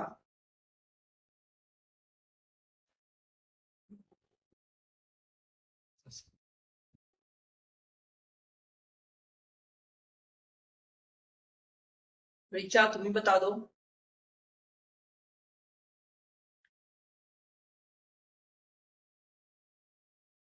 जी सर, वो मिस स्टार्टिंग के 4 वीक्स में या 20 डेज में ऐसे करके कुछ, जिसमें लॉस्ट हो जाता है। Okay okay. हाँ तो मिसकैरेज लॉस्ट हो गया खुद से तब तो क्राइम नहीं होती है, लेकिन अगर मार दिया जाए उसको, मतलब फेटिसाइड कर दिया जाए, मार दिया जाए फीटस को खुद द्वारा, तो वो ऑफेंस होती है। मिसकैरेज जानबूझ करके करता वो ऑफेंस होती है। तो लिख रहा है ये जो इलस्ट्रेशन है वो बता रहा है कि मान लीजिए मिसकैरेज किया गया, मिसकैरेज किया जा रहा है। एक एक्सेप्शन दिया हुआ है कि महिला की जान बचाने के लिए नहीं, लेकिन नॉर्मली मिसकैरेज किया जा रहा है कि हम मुझे बच्चे को मतलब फीटस को मार देना है। अगर उसके लिए मान लीजिए बच्चे की मतलब फीटस की जो मदर है, मतलब वीमेन जो है, उसने जो प्रेग्नेंट वीमेन है उसने कंसेंट दे दिया हुआ है कि ठीक है कर दो फेटिसाइड, तो क्या ये इम्यून कर देता है एक्यूज को क्रिमिनल लायबिलिटी से? सवाल है कि क्या महिला का कंसेंट या गार्जियन का कंसेंट फेटिसाइड के लिए, मिसकैरेज के लिए, क्या इम्यून कर देता है एक्यूज को किस चीज से? क्रिमिनल लायबिलिटी से। Answer is no. क्योंकि किसी मिसकैरेज करते में महिला को तो हार्म हो ही रहा है, फीमेल को तो हार्म कॉज हो ही रहा है, इंजुरी कॉज हो ही रहा है, लेकिन यहाँ पे फीटस को भी इंजुरी कॉज हो रहा है ना, उस बच्चे को जो जन्म लेने वाला है उसको भी हम हार्म पहुंचा रहे हैं ना, उसको भी। वो चाइल्ड का अगेंस्ट भी एक ऑफेंस मानी जाती है, चाइल्ड के अगेंस्ट भी, चाइल्ड का अगेंस्ट भी ऑफेंस मानी जाती है। तो महिला जो बस गार्जियन है वो कॉम्पिटेंट नहीं है कंसेंट देने के लिए। महिला जो गार्जियन है उसका कंसेंट जो होगा उस इस क्राइम को कर देने के लिए इम्यूनिटी नहीं प्रोवाइड करेगा। क्योंकि मैंने क्या बताया कि कंसेंट जो है वो इम्यून तब कर देगी, कंसेंट नो ऑफेंस तब बना देती है जब कंसेंट का इंपॉर्टेंस हो। यहाँ पे गार्जियन का कंसेंट दे देना इंपॉर्टेंट नहीं हो जाता है, क्योंकि यहाँ पे उस बच्चे का किसने कंसेंट, उस बच्चे को मार देना का कंसेंट कैसे कोई दे सकता है? उस चाइल्ड का अगेंस्ट एक ऑफेंस हो रहा है अननेसेसरी। एक्सेप्शन किया हुआ है कि महिला का जान बचाने के लिए नहीं। अगर जो प्रेग्नेंट वीमेन होती है उनकी जान बचाने के लिए फेटिसाइड किया जाता है तो वो ऑफेंस नहीं होता है, क्योंकि हम बड़े जो है लॉस को बचाने के लिए कर रहे हैं। लेकिन नॉर्मली ऐसे इंटेंशनल किया जा रहा है, मिसकैरेज किया जा रहा है, वो ऑफेंस तब भी रहेगा इवन इफ महिला ने कंसेंट दिया हुआ है, इवन इफ पेरेंट्स ने कंसेंट दिया हुआ है, क्योंकि ये चाइल्ड का अगेंस्ट भी एक ऑफेंस है। इसमें गार्जियन का कंसेंट जो है वो काफी नहीं है, गार्जियन का कंसेंट काफी नहीं है इस ऑफेंस को कंस्टिट्यूट करने के लिए, इसलिए गार्जियन का कंसेंट कम पड़ जा रहा है, क्रिमिनल इम्यूनिटी अभी भी राइज होगी। तो यही ये सेक्शन बोल रहा है कि अगर नॉर्मल रूल है विक्टिम ने कंसेंट दिया, डिफेंस ऑफ कंसेंट मिल गया और नो ऑफेंस। लेकिन अगर कंसेंट जो है वो किसी ऑफेंस के लिए हाईली रेलिवेंट नहीं है, किसी ऑफेंस के लिए वो इंपॉर्टेंट नहीं है, कंसेंट ना भी रहे तो भी वो ऑफेंस बनेगा। इन दैट केस कंसेंट दे या ना दे, अगर दे भी रहा है तो भी ऑफेंस बनेगा, तो भी क्रिमिनल लायबिलिटी बनेगी। ये वाली बात किसको किसको समझ में आ रही है? आ गई। कंसेंट जो देने के बाद भी ऑफेंस बनने की बात मैं कर रहा हूँ। ऋचा को आई है, रक्तिमा, सारिका, सुचेता, आप लोग बताइए। ओके, सारिका सर सुचेता ने भी बोल। हाँ रक्तिमा। सर हाँ हाँ रक्तिमा बोलो, आवाज ये सुनाई जो दे रहा है। प्रोविजन बता रही है sir. Okay okay sir. Sir ये जो ऑप्शन, ये जो सर प्रोविजन आप बता रही है कि exclusion of X which are offence in independently to of harm cause, sir ये क्या मिसकैरेज चाहे सर इंटेंशनली मतलब इंटेंशनली करे या ना करे, मतलब एबॉर्ट करना चाहता है, तो फिर क्या सर वो उसका कंसेंट गार्जियन का इमेटेरियल रहेगा क्या सर? मतलब आई मीन विक्टिम का। हाँ मुझे थोड़ा देखिए, कंफ्यूजन लग रहा है, मतलब ये कल्पेबल होमिसाइड में नहीं आ जाएगा सर ये? मतलब रेलिवेंसी में थोड़ा सा मुझे कॉन्ट्रडिक्ट लग रहा है, समझ नहीं आ रहा है। ओके रक्तिमा, देखिए ये ऑफेंस बनने की बात की जा रही है। अभी ये जो सेक्शन है ना वो ऑफेंस बना दे रहा है। नॉर्मली मिसकैरेज जो है वो एक ऑफेंस है और मिसकैरेज एक ऑफेंस है, ठीक है, वो अलग है। जो medical termination of pregnancy act हम लोग पढ़ते हैं जिसमें है कि कितने से कितने एज के में टर्मिनेशन ऑफ प्रेगनेंसी अलाउ कर दी जाती है कोर्ट द्वारा, किस सिचुएशन में की जाती है, वो सब अलग है। नॉर्मली मिसकैरेज करना जानबूझ करके is an offence under BNS और आईपीसी में भी ऑफेंस था। Causing miscarriage is an offence under BNS, ये नॉर्मल बात हो गई। तो अभी जो ये सेक्शन में बोल रहा है कि मिसकैरेज अभी भी ऑफेंस होगी even if parent consented. Miscarriage normally offence है और मिसकैरेज तभी भी ऑफेंस होगी जब पेरेंट्स ने कंसेंट किया, क्योंकि पेरेंट्स का कंसेंट मटेरियल नहीं है। किसी का बच्चा है तो वो कंपिटेंट नहीं है कि वो कंसेंट देके मार दे जब चाहे, ठीक है, वो फीटस को मारने के लिए कंपिटेंट नहीं होता, इसलिए गार्जियन का कंसेंट जो है वो इमेटेरियल होता है। और इमेटेरियल का मतलब फर्क नहीं पड़ रहा है गार्जियन ने कंसेंट दिया हुआ कि नहीं, ऑफेंस तो बनेगा ही बनेगा। तो इस सेक्शन इस मिसकैरेज वाला एग्जांपल का मतलब यही है कि मिसकैरेज ऑफेंस पहले भी था और गार्जियन ने कंसेंट दे दिया मिसकैरेज के लिए, तभी भी ऑफेंस रहेगा, क्योंकि गार्जियन जो है वो चाइल्ड का डेथ के लिए, चाइल्ड के भी हार्म हो रही है ना, उसका डेथ कॉज करने के लिए गार्जियन माने जाते हैं, कॉम्पिटेंट नहीं माने जाते हैं कंसेंट देने के लिए। तो ऑफेंस तभी भी रहेगा even if guardian has consented, और पहले भी था ऑफेंस। और यहाँ पे क्यों बात की जा रही है, क्योंकि कंसेंट की बात की जा रही है। नॉर्मली अभी तक जो हम लोग सेक्शन पढ़े उसमें कंसेंट दे देने से इम्यूनिटी मिल जा रही थी, लेकिन यहाँ पे कंसेंट होने के बावजूद भी इम्यूनिटी नहीं मिल रही है, क्योंकि ये ऐसा ऑफेंस है जिसमें कंसेंट जो है वो रेलिवेंट ही नहीं है। कंसेंट दे या ना दे, मिसकैरेज तो ऑफेंस बनेगा ही बनेगा। वीमेन के कंसेंट के अगेंस्ट मिसकैरेज करना इज एन ऑफेंस, वीमेन के कंसेंट के साथ मिसकैरेज करना इज एन ऑफेंस। ओके रक्तिमा? हाँ सर, समझ आया। बाकी में तो सर मतलब बाकी जो सेक्शन आप पढ़ा रहे थे उसमें तो विद कंसेंट था, बट ये सेक्शन में एक्सक्लूडेड किया है कि चाहे वुमेन कंसेंट दे या आइदर पेरेंट्स भी कंसेंट दे, सो कंसेंट इमेटेरियल होगा, ये ना सर? हाँ हाँ, बाकी भी विद कंसेंट था, इसमें भी विद कंसेंट रहे तो भी ऑफेंस बन जाएगा, बिल्कुल। विथ या विदाउट रहे फर्क नहीं पड़ता, ऑफेंस तो हाँ। बनेगा ही बनेगा, क्योंकि हाँ, क्योंकि ऑफेंस ही ऐसा है कि कंसेंट से फर्क नहीं पड़ता है उसको।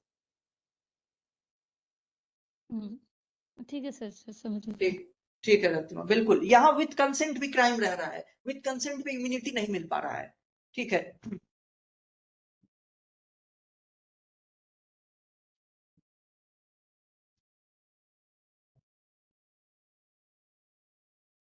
चलिए अगले सेक्शन पे आते हैं, सेक्शन 30 पढ़ लेते हैं।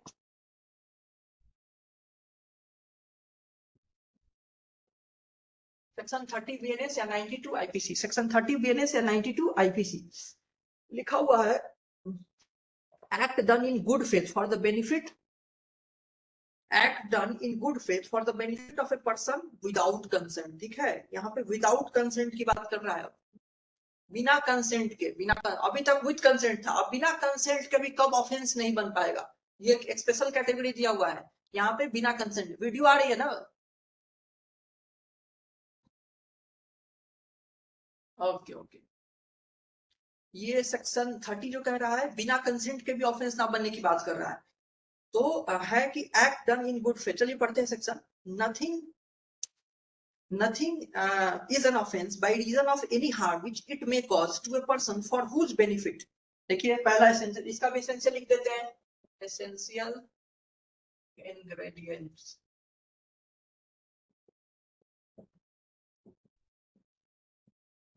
Done for the benefit, victim के बेनिफिट की बात की जा रही है, विक्टिम के बेनिफिट के लिए किया गया है। पहला एसेंशियल हो गया done for the benefit of victim, done for the benefit of victim. In good faith की भी बात की जा रही है, इन गुड फेथ, गुड फेथ भी हो गया। दूसरा एसेंशियल हो गया is an offense by reason of any harm which it may cause to a person for whose benefit, हो गया। if it done in good faith, वो भी हो गया। even without that person's consent, without, with नहीं, without, without victim's consent, victims के consent के बिना। if the circumstances are such that it is impossible for that person to signify consent, or if that person is capable of giving consent and has no guardian or other person in lawful charge of him from whom it is possible to obtain consent in time for the things to be done with benefit, अगर समय पे consent लेना संभव नहीं है तो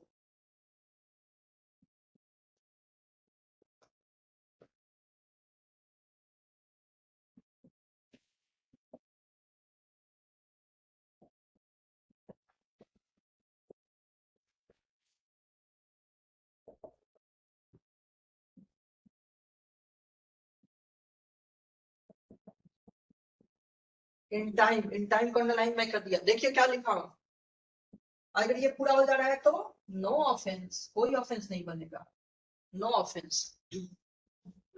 देखिए सबसे पहला मैं लिखा हूं done for the benefit of victim, अगर कोई एक्ट की जा रही है विक्टिम के बेनिफिट के लिए, विक्टिम के बेनिफिट के लिए कोई एक्ट की जा रही है। दूसरा क्या हो गया, इन गुड फेथ में की जा रही है। तीसरा सबसे इंपॉर्टेंट, अगर विक्टिम के कंसेंट के बिना ही किए जा रही है, विदाउट विक्टिम्स कंसेंट, विक्टिम के कंसेंट के बिना कर रहे हैं, लेकिन किस सिचुएशन में, if it is impossible to take consent, if it is impossible to take consent of the victim or his guardian in time, अगर victim का consent लेना या उसके guardian का consent लेना impossible था समय पे, मान लीजिए victim का consent लेने का समय ही नहीं है, someone is waiting in the lobby,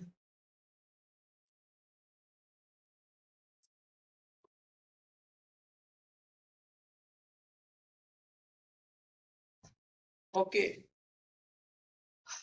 पहला था विक्टिम के बेनिफिट के लिए किया जा रहा है, दूसरा गुड फेथ में।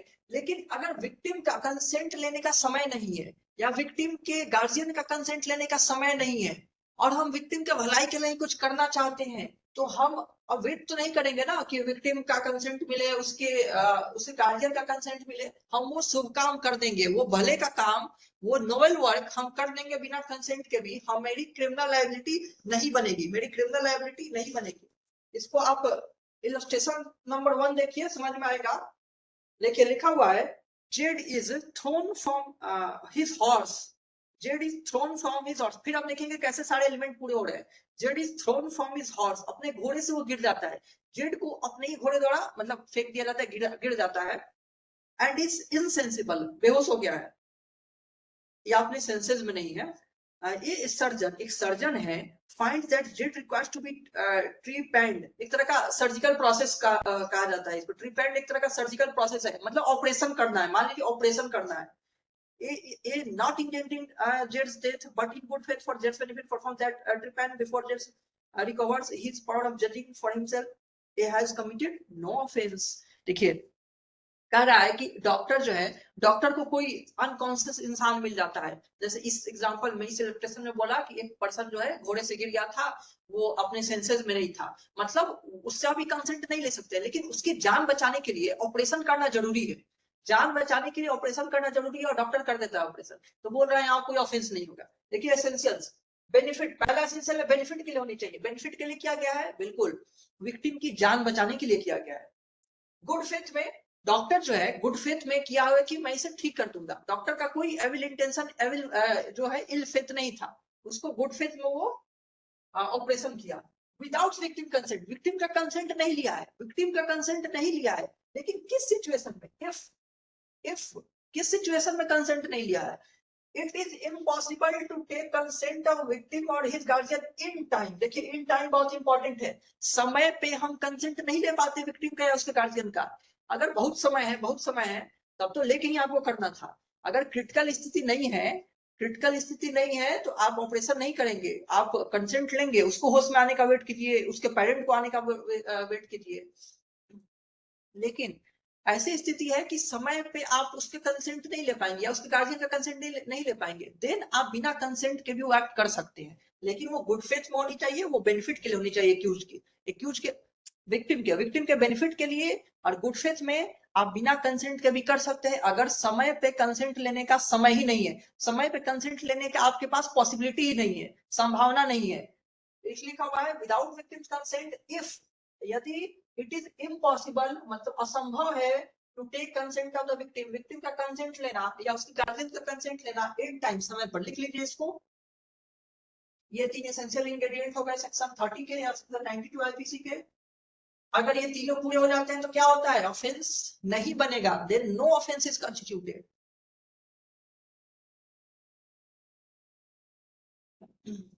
इन सच सिचुएशन कोई ऑफेंस कंस्टिट्यूट नहीं होती है। समझ में आया ये वाला सेक्शन आप लोगों को? अगर विक्टिम का कंसेंट लेने का समय नहीं है, उसका बिना कंसेंट भी एक्ट कर दिया जा रहा है, तो कब ऑफेंस नहीं बनेगा? कब नहीं बनेगा? जब वो गुड फेथ में आप किए हैं, जब वो विक्टिम के बेनिफिट के लिए किए हैं, और ये संभव नहीं था उसका कंसेंट लेने, आपके पास समय नहीं था। इन टाइम बताता है कि समय रहते, मतलब समय पे आप कंसेंट नहीं ले पाती, कभी ना कभी तो नहीं लेते, लेकिन समय पे नहीं लेते ना, हो सकता है तब तक मर जाता विक्टिम। सुचेता, ऋचा, रतिमा, समझ में आ गया ना? ओके, आगे बढ़ते हैं हम लोग। आइए, ये भी हो गया। अच्छा, नहीं इसमें और कुछ बाकी है। इसका जो प्रोवाइजो है, इसका जो प्रोवाइजो है ना, वो पहले की तरह है, हम लोग पढ़ चुके हैं। जो प्रोवाइजो एक उसी की तरह है, provided that this exception shall not extend to. अभी हमने थोड़ी देर पहले प्रोवाइजो पढ़ा था, उसमें भी यही था, इंटेंशनल होगा तो नहीं मिलेगा, नॉलेज के साथ नहीं मिलेगा। लेकिन उसमें दिया हुआ था अगर नॉलेज हो, लेकिन आपने उसकी जान बचाने के लिए क्या हुआ है, डिजीज इन्फॉर्मिटी से बचाने के लिए क्या हो, तो आपको डिफेंस मिल जाएगा। वॉलंटरी हो तो नहीं मिलेगा, सबका अबेटमेंट हो तो भी नहीं मिलेगा। वही चीज को रिपीट किया हुआ है, इसलिए प्रोवाइजो को पढ़ने की जरूरत नहीं है, सेम चीज रिपीटेड है। इसका इलस्ट्रेशन तो बाकी सब उसी की तरह होंगे। चलिए एक और हम देख लेते हैं। लिखा हुआ है Z is carried off by a tiger. एक बाघ पीछा कर रहा था जेट का, एक बाघ टाइगर पीछा कर रहा था किसका, जेट का। A fires at the tiger knowing it to be likely that the shot may kill Z but not intending to kill Z and in good faith intending Jet's benefit. A bullets gives Jet a mortal wound, has committed no offense. अब मान लीजिए बाघ का पीछा कर रहा है, बाघ का पीछा नहीं कर रहा है, बाघ ही एक्चुअली पीछा कर रहा है, बाघ का पीछा कौन करेगा? ठीक है, बाघ पीछा कर रहा है किसी का, और मैं देख लिया कि इसको टाइगर पीछा कर रहा है। टाइगर तो बहुत ही डेडली एनिमल है ना, वो तो जान ले ही लेगा। अब मैं बंदूक चलाया, गोली चलाया, किस पे? टाइगर पे, टाइगर को मारने के लिए। हालांकि संभावना है कि गोली लग जाती उसको जिसको पीछा कर रहा है, मैंने उसकी जान बचाने के लिए गुड फेथ में टाइगर पर गोली चलाया। देयर इज अ पॉसिबिलिटी कि गोली टाइगर छोड़ करके उसी विक्टिम को लग जाए जिसको टाइगर पीछा कर रहा है, और लग भी जाती है, मान लीजिए मर भी गया, तो यहाँ पे मुझे इम्यूनिटी मिल जाएगी, क्योंकि ये इसके एसेंशियल्स पूरे हो जा रहे हैं। मेरा मैंने विक्टिम के बेनिफिट के लिए किया था, बिल्कुल उसकी जान बचाने के लिए किया था। गुड फेथ में कोई एविल इंटेंशन नहीं था, लिखा हुआ इलस्ट्रेशन में क्लियरली, कोई इंटेंशन टू किल नहीं था, कोई इंटेंशन टू किल नहीं था। गुड फेथ पे बिना विक्टिम के कंसेंट। अब विक्टिम का कंसेंट कैसे मिलता? अब उसका कंसेंट हम कैसे लेते जो खुद की जान बचा रहा है, उसको उसके पेरेंट का कंसेंट कैसे लेते? तो मुझे इमीडिएट एक्शन लेना था, मैंने ले लिया एक्शन, गुड फेथ में लिया, जान बचाने के लिए लिया, देन मुझे इम्यूनिटी मिल जाएगी। समझ में आया इलस्ट्रेशन? देखिए इसका एक एक्सप्लेनेशन दिया हुआ है, एक्सप्लेनेशन दिया हुआ है। मियर पेक्यूनरी बेनिफिट, ये अंडरलाइन कर लीजिए आप लोग, याद रहनी चाहिए हमेशा। Pecuniary benefit is not a benefit under this section. मियर pecuniary benefit is not benefit with in the meaning of section 26-27। Section 26-27 में जो वर्ड बेनिफिट यूज हुआ है, ये जो बेनिफिट यूज हुआ है यहाँ पे देखिए, बेनिफिट विक्टिम के बेनिफिट के लिए किया जाना चाहिए।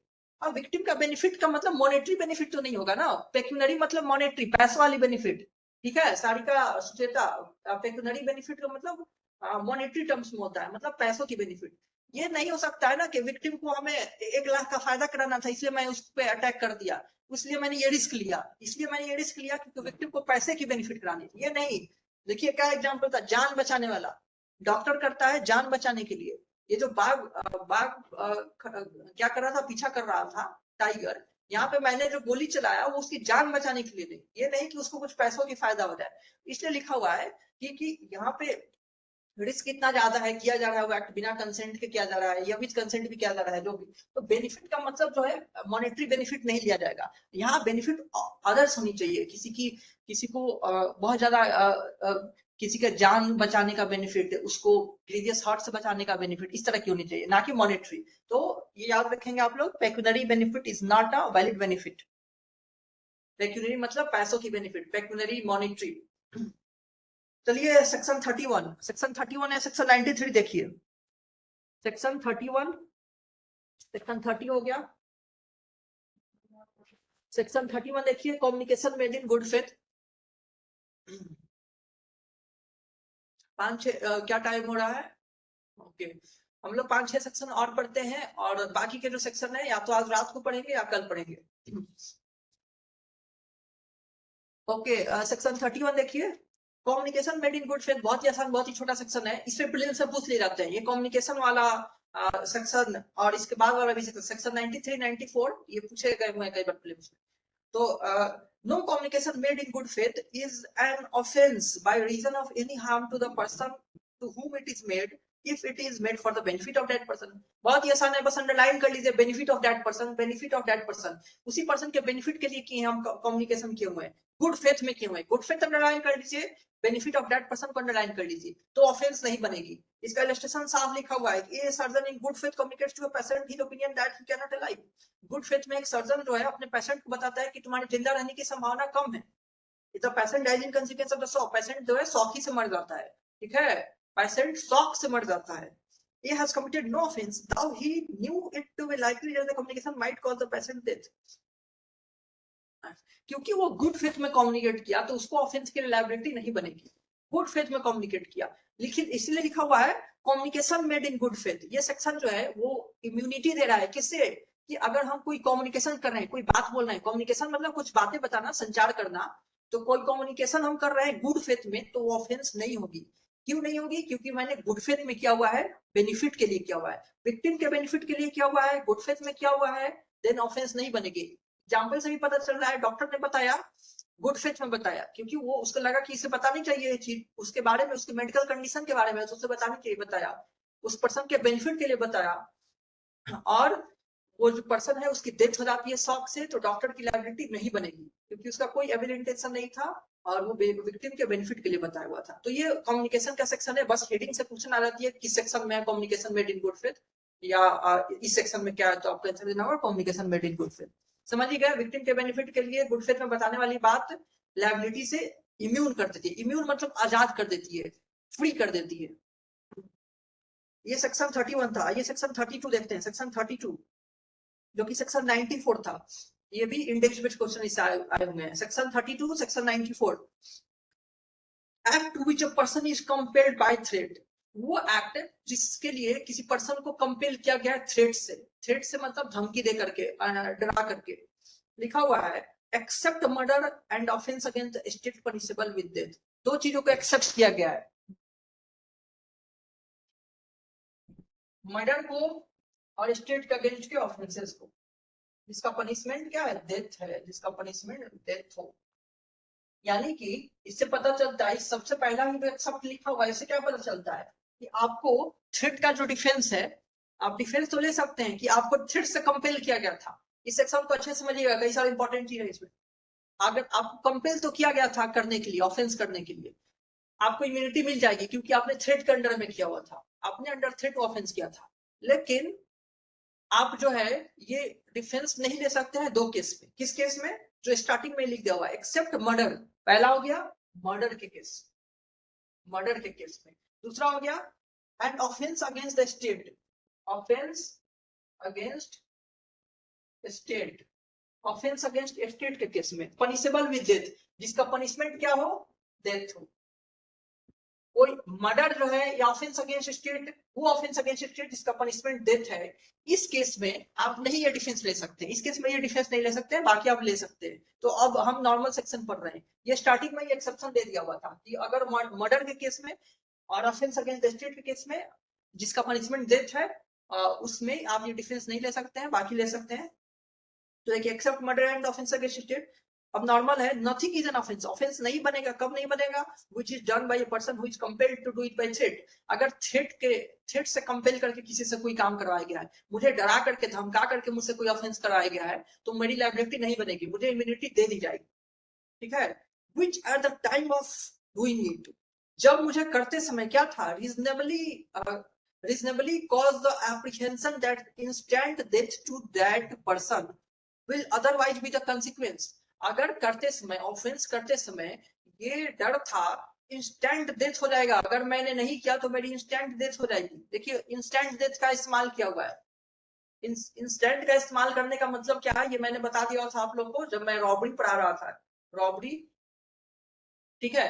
इंस्टेंट डेथ और डेथ में क्या फर्क है, किसी को मुझे डर है कि मुझे कल मार दिया जाएगा तो मैं आज ये ऑफेंस कर दूं, ये डेथ हो गया, डेथ थ्रेट हो गया। लेकिन मुझे ये काम अभी करना नहीं तो अभी गोली मार दिया जाएगा, ये इंस्टेंट डेथ का थ्रेट, मतलब अभी डेथ का थ्रेट है। ये डेथ का थ्रेट कल परसों के लिए नहीं है। कोई मुझे डरा रहा है कि तुम उससे मार दो, नहीं तो मैं तुम्हें परसों मार दूंगा, ये मुझे डिफेंस नहीं मिलेगा इस सेक्शन का, क्योंकि मेरे पास जो थ्रेट है वो इमीडिएट डेथ का नहीं था, वो इंस्टेंट डेथ का नहीं था। लेकिन अगर मुझ पर कोई गोली ताने हुए है, ये बोल रहा है मुझे अभी मरने का खतरा, अभी मरने का खतरा है, अभी मेरे को शूट कर दिया जाएगा, अगर मैंने इसको नहीं मारा तो मुझे शूट कर दिया जाएगा, मैंने इसको नहीं पीटा, इसके साथ ये ऑफेंस नहीं किया तो मुझे अभी शॉट कर दिया जाएगा, ये इंस्टेंट डेथ का खतरा हो गया। तो डेथ कभी भी खतरा हो सकता है, डेथ का थ्रेट का मतलब आज कल परसों, लेकिन इंस्टेंट का मतलब अभी खतरा है, इमीडिएट खतरा, इमीडिएट खतरा। तो यहाँ पे किस खतरे की बात की जा रही है? इंस्टेंट यानी इमीडिएट की। तो apprehension that instant death of that person will otherwise be the consequence, मतलब कि अगर वो मैं नहीं करता, मान लीजिए मैं ही हूँ एक्यूज्ड हूँ, अगर मैं ये क्राइम नहीं करता तो मुझे अभी मार दिया जाता, मेरे ऊपर थ्रेट है इंस्टेंट डेथ का, और वो भी अभी का, कि मैं अगर नहीं करूंगा ये ऑफेंस जो डायरेक्ट कर रहे हैं करने के लिए कि तुम ये ऑफेंस कर दो, अगर मैं नहीं करता तो मुझे अभी मार दिया जाता, तो करने का और कोई ऑप्शन ही नहीं था, यही लिखा हुआ है देखिए, that person will otherwise be the consequence, मतलब दूसरा consequence क्या होगा? ना करने का consequence होता कि मैं मर जाता, ना करने का consequence होता कि मुझे मार दिया जाता, यही इसीलिए लिखा हुआ है कि इंस्टेंट होनी चाहिए और अदरवाइज consequence इंस्टेंट डेथ की होनी चाहिए। ये तो नॉर्मल हो गया, इसका प्रोवाइजो दिए हुए हैं जो बहुत इंपॉर्टेंट है। नॉर्मल आप क्या जान गए कि अगर हमें थ्रेट के द्वारा, हमें थ्रेट से कंपेल करके कोई एक्ट करवाई जा रही है तब वो ऑफेंस नहीं बनेगी। कब नहीं बनेगी? जब हमें इंस्टेंट डेथ का खतरा हो। थ्रेट से कंपेल करके कोई एक्ट करवाना ऑफेंस नहीं बनेगी जब इंस्टेंट डेथ का खतरा हो, तुरंत मरने का खतरा हो। इसका एक एक्सेप्शन स्टार्टिंग में हमने देख लिया हुआ है, ये वाला, लेकिन अब प्रोवाइजो जो है और एक्सेप्शन बताएगा, प्रोवाइजो जो है और एक्सेप्शन बताएगा। अभी तक समझ में आया ये वाली नॉर्मल? फिर हम लोग प्रोवाइजर डिस्कस करते हैं। रक्तिमा, सचेता, सारिका, आप लोग बताइए।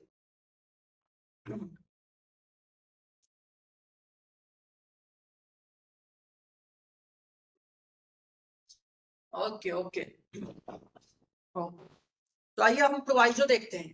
प्रोवाइजो कह रहा है कि that the person doing the act did not of his own accord और from a reasonable apprehension of harm to himself sort of instant death placed himself in the situation by which he became subject to such constraint।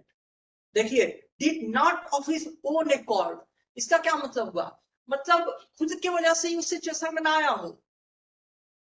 जो बात की जा रही है कि मुझ पे इंस्टेंट डेथ का खतरा था तो मैंने ये एक्ट किया, मुझे इम्यूनिटी तो मिल जाएगी, मुझे थ्रेट के अंदर ये काम करवाया गया, मुझसे ऑफेंस करवाया गया अंडर थ्रेट, वो भी under threat of instant death, तो मुझे इम्यूनिटी तो मिल जाएगी। लेकिन मुझे कब नहीं मिलेगी इम्यूनिटी? जब मेरी ही वजह से मैं इस सिचुएशन में आया हुआ हूँ, जब मेरा भी योगदान है मेरा इस सिचुएशन में आने के लिए। Did not of his own accord, मतलब खुद की वजह से मैं इस सिचुएशन में नहीं आने होनी चाहिए। अगर मैं खुद के ही वजह से इस सिचुएशन में आ गया कि मुझे मजबूरी में किसी को मारना पड़ रहा है, तो मैं इस मजबूरी का फायदा नहीं उठा पाऊंगा, इस मजबूरी को एज ए डिफेंस नहीं क्लेम कर पाऊंगा कोर्ट में। तो बोल रहा है कि ये जो मजबूरी आई हुई है आपको किसी को मारने के लिए थ्रेट के, इसमें आपका हाथ नहीं होने चाहिए, आप खुद के एक्ट की वजह से उस सिचुएशन में नहीं आए होने चाहिए। और एक और चीज लिखा हुआ था, सॉर्ट ऑफ इंस्टेंट डेथ, मान लीजिए खतरा था मौत से कम का। सॉर्ट ऑफ इंस्टेंट डेथ का मतलब इंस्टेंट डेथ से आपको कम खतरा था, आपको खतरा इंस्टेंट डेथ का नहीं था। मान लीजिए आप पे खतरा था कि आपको पीटा जाएगा, मैं ये ऑफेंस नहीं करूंगा तो मुझे पीटा जाएगा। अब मैंने ही कुछ ऐसा किया कि मैंने इंस्टेंट डेथ तक का थ्रेट ले लिया, और अब मैं ऑफेंस कर रहा हूँ। क्यों कर रहा हूँ? क्योंकि मैं क्लेम ऑफेंस कर दिया, अब मैं क्लेम कर रहा हूँ नहीं, मुझ पे तो इंस्टेंट डेथ का खतरा था इसलिए मैंने किया। तो यहाँ पे मुझे डिफेंस नहीं मिलेगा, क्योंकि मेरे पे खतरा इंस्टेंट डेथ का नहीं था, मेरे एक्ट की वजह से बढ़ा। कोई मुझ पे खतरा दे रहा है कि मैं तुम्हें मारूंगा, ये करो, मैं उल्टा मैं ही उसको मारने लग रहा हूँ, मैं ही उसको धमकी देने लग रहा हूँ। अब वो एग्रेसिव हो गया, अब वो डेथ का खतरा देने लगा, डेथ का थ्रेट देने लगा कि अब तुम्हें तो ये करना ही पड़ेगा, तुमने मुझे चैलेंज कर दिया है। मैं बोल दिया कि नहीं मैं नहीं करूंगा, तुम क्या कर लोगे, मैं ही चैलेंज करा, मैं खूब चैलेंज किया, अब मैं ही चैलेंज करके ललकार दिया, अब वो मुझे बोल रहा है कि तुम नहीं करोगे तो मैं तुम्हें गोली मार दूंगा। अब मुझ पे डेथ का थ्रेट आ गया, अब मैं ऑफेंस कर दिया, तब मुझे डिफेंस नहीं मिलेगी, क्योंकि मेरे ऊपर जो पहले से थ्रेट था वो इंस्टेंट डेथ का नहीं था, उससे सॉर्ट ऑफ थ्रेट था, मतलब उससे कम का थ्रेट था।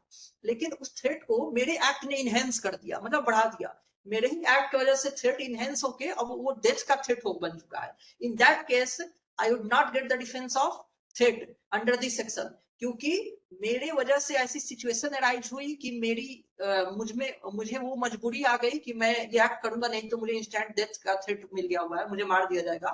तो मेरे वजह से क्योंकि ये सिचुएशन आई है तो मुझे डिफेंस नहीं मिलेगी। अगर सिचुएशन मेरे वजह से नहीं आई हुई है, वो जो पर्सन थ्रेट में मुझे रखा हुआ था कंप्लीटली उसकी वजह से है, देन मुझे डिफेंस मिल जाएगी। ये बात समझ में आई किसको? ये प्रोवाइजो कि अगर उस सिचुएशन के आने में विक्टिम एक्यूज का खुद हाथ है, एक्यूज खुद इन्वॉल्व है उसमें, तो उसको डिफेंस नहीं मिलेगी। अगर खतरे को एक्यूज के एक्टिविटी ने बढ़ा दिया हुआ है, एक्यूज की वजह से उस सिचुएशन में आया हुआ है, देन उसको वो डिफेंस नहीं मिलेगी। समझ में आए? रिचा, सारिका, सुचेता, रक्तिमा, किसी को कोई कंफ्यूजन है तो बोलिए। ये प्रोवाइजो बहुत इंपॉर्टेंट है। सारिका नहीं समझ में आई? Richa,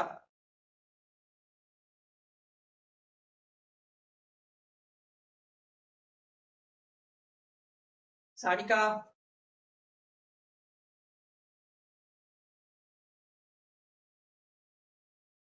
Sarika is not listening. Sucheta, तुमको समझ में आई?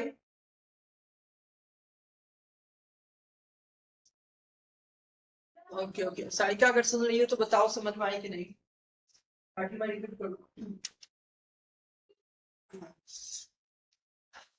मैं बहुत शॉर्ट में समराइज कर देता हूँ। इतना ही मैंने बोला कि नॉर्मली जो थ्रेट का डिफेंस मिल जाता है वो तब नहीं मिलेगी जब उस सिचुएशन के राइट, जो थ्रेट की सिचुएशन थी जिसमें इमीडिएट डेथ का खतरा था, वो सिचुएशन आने में मेरी भी योगदान थी। मैं एक्यूज हूँ ना, क्योंकि मैंने ऑफेंस किया हुआ है, तो मैं एक्यूज हूँ, केस में मैं एक्यूज हूँ।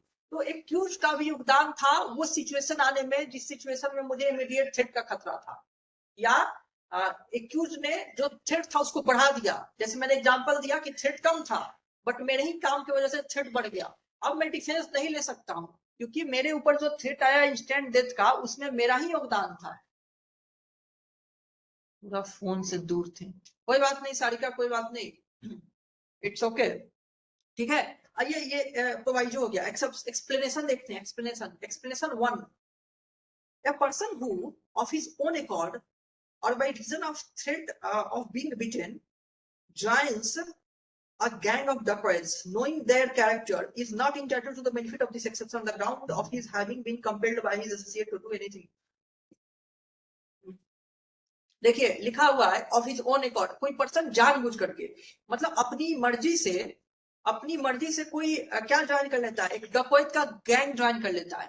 किसी डकैत का गैंग है, मैं अपनी मर्जी से ज्वाइन कर लेता हूँ, या मुझे पीटा जाना है इस डर से ज्वाइन कर लेता हूँ। और reason of threat of being beaten, पीटा जाने का थ्रेट की बात कर रहा है, ठीक है। ये डेडली थ्रेट की बात नहीं कर रहा है, पीटे जाने की। मुझे पीटे जाने का थ्रेट है, या मुझे किस चीज का थ्रेट, अपने मन से ही मैं एक डकैत का गैंग ज्वाइन कर लेता हूँ।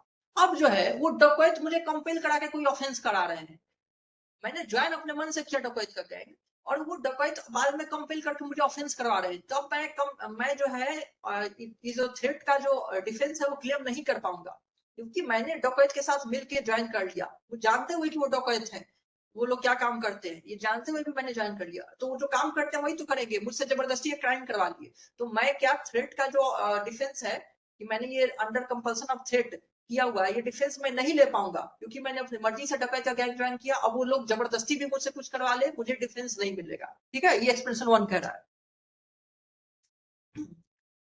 एक्सप्लेनेशन 2 क्या कह रहा है? कह रहा है कि a person seized by a gang of dacoits, seized and forced by use of threat of instant death to do a thing which is an offense by law. For example, as a smith compelled to take his tools and to force the door of a house for the dacoit to enter and plunder it, is entitled to benefit. देखिए इसमें defence मिल जाएगी। क्यों मिल जाएगी? लिखा हुआ है person seized by a gang of force. मैं एक नॉर्मल इंसान हूँ, मैंने अपनी मर्जी से नहीं ज्वाइन किया, लेकिन मुझे डकैत ने उठा लिया, किसी लोहार को उठा लिया जाए उसके दुकान से कि चलो तुम दरवाजा तोड़ना और हम घुस के डकैती करेंगे, तो उस लोहार को इम्यूनिटी मिल जाएगी, क्योंकि अपनी मर्जी से डकैत का टीम नहीं बना है, डकैत का टीम में ज्वाइन नहीं हुआ अपनी मर्जी से, उसको उसकी मर्जी के खिलाफ उसको उठा लिया गया, उसको कैप्चर कर लिया गया, देन उसका हेल्प लिया गया ऑफेंस कमिट करने में। In that case that accused would get the defense of threat, उसको डिफेंस मिल जाएगी। क्यों मिल जाएगी? क्योंकि उसने अपनी मर्जी से नहीं, एक्सप्लेनेशन वन में मर्जी से ज्वाइन कर रहा था या पीटे जाने के डर से, जो कि बड़ा डर नहीं है, लेकिन इस एक्सप्लेनेशन में इसको जबरदस्ती उठा लिया जा रहा है, किसी को जबरदस्ती अपने गैंग में कोई उठा ले रहा है, गैंग ऑफ डकैत है, अपने आप उठा के ज्वाइन करा ले रहा है और उसका हेल्प ले रहा है कोई ऑफेंस कमिट कराने में, उससे कुछ करा रहा है जबरदस्ती, उसको इम्यूनिटी मिल जाएगी, डिफेंस मिल जाएगी, क्योंकि उसके मर्जी के बिना सब कुछ हुआ है। ठीक है, समझ में आ गया ये सेक्शन सबको?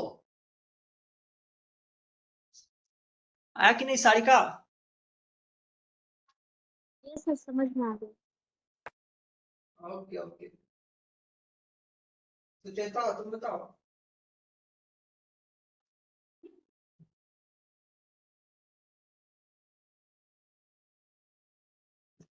थ्रेड का कोई मैक्सिम याद है आपको? थ्रेड का कोई मैक्सिम? एक मैक्सिम मैंने बताया हुआ था बहुत पहले, an act done by me against my will is not my act. कोई मैक्सिम याद है इसका? रीचा बताओ।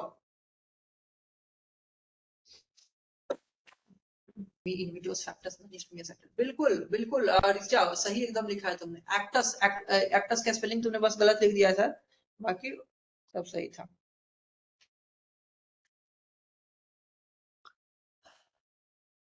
एक्टस मी इनविटो फैक्टस नॉन ईस्ट मियस एक्टस, हाँ ऐसा भी लिख रहा था, बस एक्टस में ACTUS एक्टस होगा। अब आप लोग अगला सेक्शन देख लीजिए, जो कि कुछ नहीं है, बहुत छोटा है, बहुत छोटा है। लिखा हुआ है act causing slight harm, nothing is an offence by reason that it causes और that it is intended to cause or that it is known to be likely to cause any harm if that harm is so slight, इतना छोटा harm है, इतना कम harm है, that no person of ordinary sense and temper would complain of such harm। कोई person of ordinary sense and temper, कोई normal person, कोई उसका complain तो नहीं करता। इतना छोटा एक्ट है कि कोई नॉर्मल पर्सन उसका कंप्लेन तो नहीं करेगा, तो उसके लिए वो इम्यूनिटी मिली हुई है, इम्यूनिटी मिली हुई है। क्या हो जाएगा इसका? कोई एग्जांपल रीचा दो, कोई एग्जांपल दो इसका, कितना छोटा एक्ट जो क्राइम नहीं होगी। सर जैसे सिंपल हर्ट।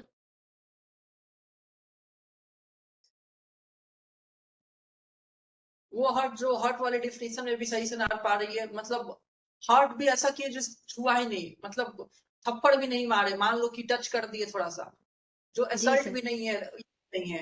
अब उसके लिए कोई बोला अरे थप्पड़ मार दिया, मुझे चोट लग गया, ऐसे कोई कर दिया, ऐसे कोई कर दिया, थोड़ा सा टच कर दिया, उस मतलब उतना छोटा कि कोई ऑर्डिनरी प्रूडेंस का इंसान कंप्लेन ना करे। लिखा हुआ है, क्या लिखा हुआ है कि ये no person of ordinary sense and temper would complain. Ordinary sense and temper यानी ऑर्डिनरी प्रूडेंस का कोई पर्सन उसके लिए कंप्लेन ना करता। अगर ऐसे सोचा जाए तो नॉर्मली किसी के साथ होता तो कंप्लेन ना करता, कोई आ गया है, कोई एक्सेप्शनल पर्सन जो कि कंप्लेन कर दिया है उस चीज का, तो इसी तरह से इसको कंसिडर किया जाता है कि क्या किसी के साथ और हुआ रहता तो कंप्लेन करता, तो नहीं करता। कोई भी ऑर्डिनरी सेंस प्रूडेंस का पर्सन उसका कंप्लेन नहीं करता। इतना छोटा एक्ट है वो, इतना ट्रिवियल एक्ट है, इतना स्लाइट एक्ट है, तो उस स्लाइट हार्म के लिए इम्यूनिटी मिला हुआ है, वो ऑफेंस नहीं मानी जाती है। इसमें यही इम्यूनिटी एक्सेप्शन है, act causing slight harm. Section 33 था या सेक्शन 95 आईपीसी का? 33 भी हो गया। चलिए आइए सेक्शन 74 खोलिए, सेक्शन 74। 33 हो गया, सेक्शन 74।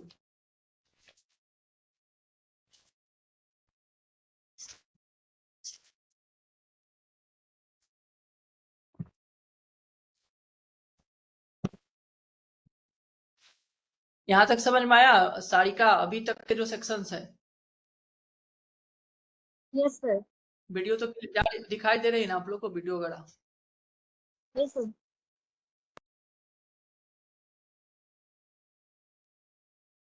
ओके,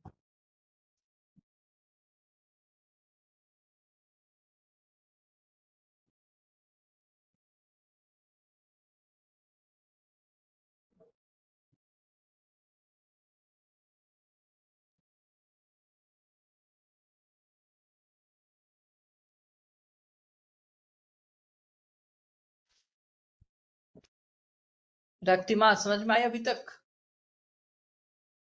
अरे रक्तिमा बताओ। क्या सर? समझ में आई अभी तक?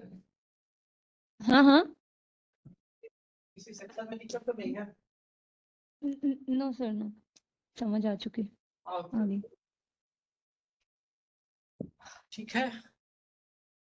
अब आप लोग सेक्शन निकाल लीजिए, कौन सी मोडेस्टी निकाल लीजिए, मोडेस्टी ऑफ वीमेन, सेक्शन 74। कौन सा सेक्शन था आईपीसी में?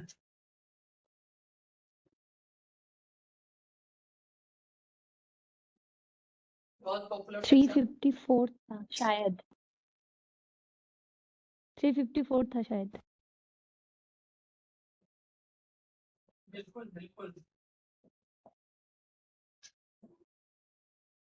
सेक्शन 74 बीएनएस का, सेक्शन 74 बीएनएस का, ऐसे 354 बिल्कुल सही बोला आपने कि 354 था। बहुत पॉपुलर सेक्शन है। इस सेक्शन का बहुत सारे केसेस और बहुत सारे इंस्टांसेस मिलते रहे हुए हैं। अब तो अमेंडमेंट करके एबीसीडी बना दिए गए थे और कई सारे ऑफेंस लाए गए हुए थे एबीसीडी। अब तो बीएनएस में जो है वो एबीसीडी हटा करके लाइन चला दिया गया है। सेक्शन 74 बीएनएस का सेक्शन 74 है, या सेक्शन दिख रहा है ना? विजुअल ऑडिबल क्लियरली है? अभी हम लोग थोड़ी देर या 5-10 मिनट में ओवर करेंगे अभी। Richa, is it visual and Audible? Yes, sir. Very Okay. much. Yes sir. देखिए, सेक्शन 74 बीएनएस और या 354 आईपीसी जो है वो बहुत पॉपुलर सेक्शन है, जो कि बात करता है outraging modesty of women. Outraging modesty of women, women इसलिए क्योंकि मेन का मॉडेस्टी नहीं होता है। ये बात, इस बात में कोई डाउट नहीं है। फोटोग्राफर ने सब मान लिया है, इसलिए इसमें डिबेट का इशू नहीं है, कोई क्लेम करने की बात नहीं है। Men has no modesty, female की मॉडेस्टी की बात होती है और वही आउटरेज हो सकती है for the purpose of outraging. ठीक है, for the purpose of outraging man has no modesty. अगर होती भी है तो आउटरेज नहीं हो सकती है। इसलिए मैं बोल रहा हूँ for the purpose of outraging men has no modesty, only female has modesty which can be outraged. तो आउटरेजिंग मॉडेस्टी ऑफ वीमेन ये बहुत पॉपुलर सेक्शन है। इसमें ये इसको पढ़ते हैं, लिखा हुआ है सेक्शन 74। देखिए सेक्शन 74 कि assault or use of criminal force, assault or use of criminal force with intent to outrage her modesty। तो सबसे पहले लिखा हुआ है whoever assault or uses criminal force to any women, assault or use of criminal force to any women, assault या use of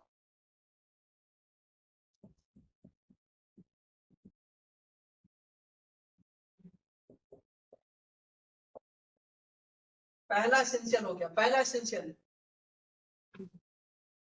assault और use of criminal force. किसी women का हम असल्ट कर रहे हैं या किसी वीमेन का क्रिमिनल फोर्स कर रहे हैं। ठीक है, असल्ट और क्रिमिनल फोर्स दोनों ही सेक्शन है, दोनों ही हम पढ़ेंगे आज शाम को, कल पढ़ेंगे। असल्ट क्या है, क्रिमिनल फोर्स क्या है, वो दोनों ही हम पढ़ेंगे। तो किसी वीमेन का असल्ट या क्रिमिनल फोर्स करना किया जाना चाहिए। पहला एसेंशियल की बात कर रहा है, पहला इंपॉर्टेंट। दूसरा क्या कर रहा है, लिखा हुआ है whoever assaults or use of criminal force to any women intending to outrage, intending to outrage। दूसरा है इंटेंशन होनी चाहिए to outrage, intention to outrage, intention होनी चाहिए आउटरेज होने की, या और की बात कर रहा है, इंटेंशन टू आउटरेज और knowing it to be likely that he will thereby outrage her modesty। In knowledge की बात कर रहा है।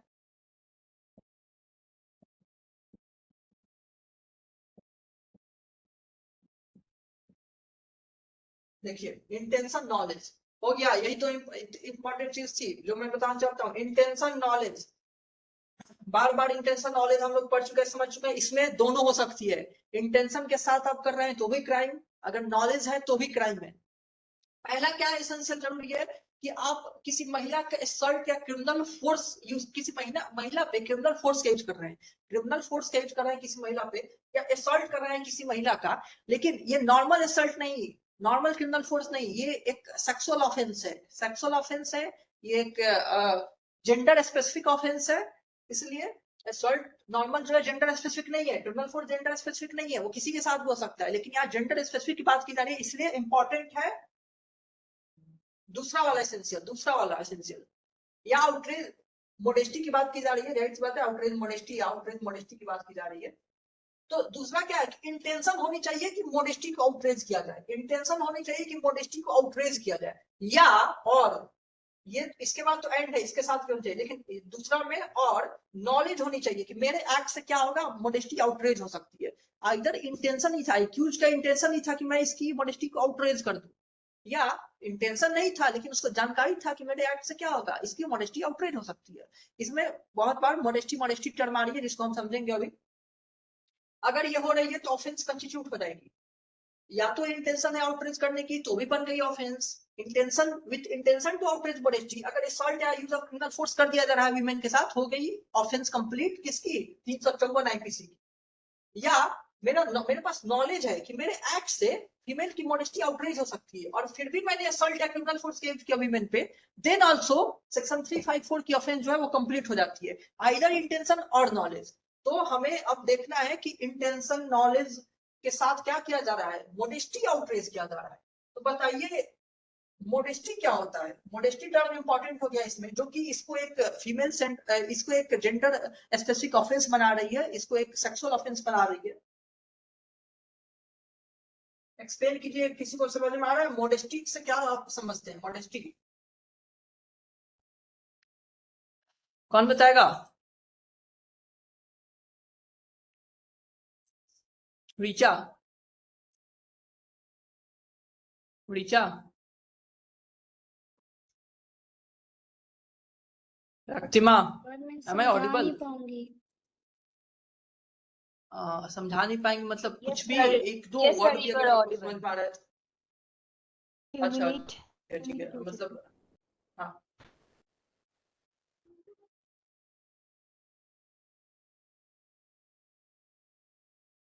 मोडेस्टी का अर्थ क्या होगा, मोडेस्टी,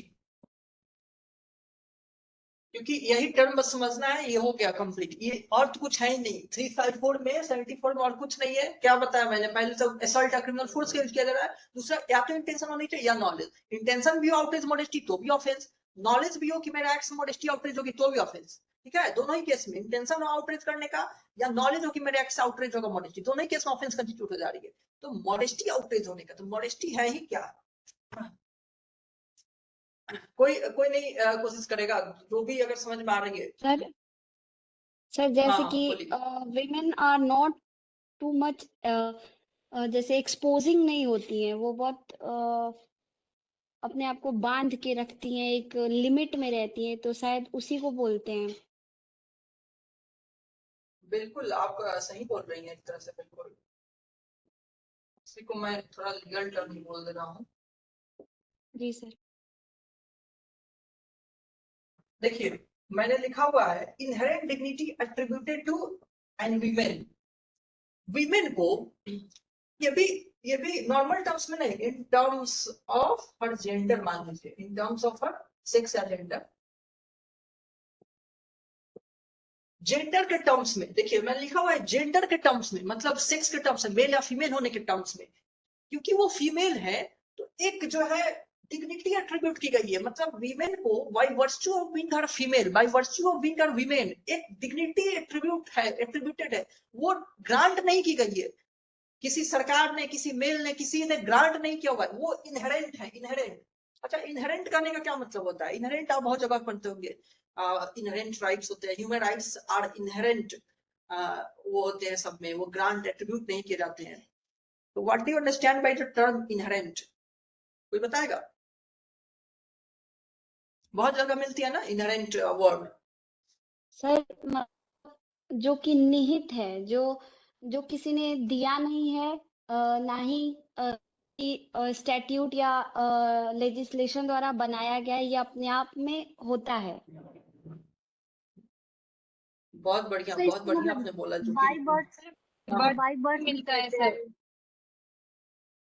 हाँ सर हाँ ये भी बिल्कुल सही है, बाई बर्थ रहता है, इनहेरेंट होता है, बिल्कुल इनहेरेंट का मतलब आप सभी लोगों ने सही बताया, जैसे कि जो निहित वर्ड का इस्तेमाल किया गया, बहुत अप्रोप्रिएट वर्ड है, मतलब वो ऑलरेडी है, वो ऑलरेडी इनहेरेंट है, from the very beginning, from the very beginning है, आप में है, वो कहीं से ग्रांट नहीं किया जा रहा है, कोई एट्रीब्यूट नहीं कर रहा है, आप अटेन नहीं कर रहे हैं, मतलब खुद भी हासिल नहीं किया जा रहा है। ये नहीं कि हम किसी देश में जाकर रह ले 10 साल और सिटीजनशिप ले लें, वो अटेन किया जा रहा है, वो इनहेरेंट नहीं था। Inherent is something which is already there by virtue of being something, जो कि हमें मिला ही हुआ है फ्रॉम द वेरी बिगिनिंग, वो है हमारे पास, यूनिवर्सली है।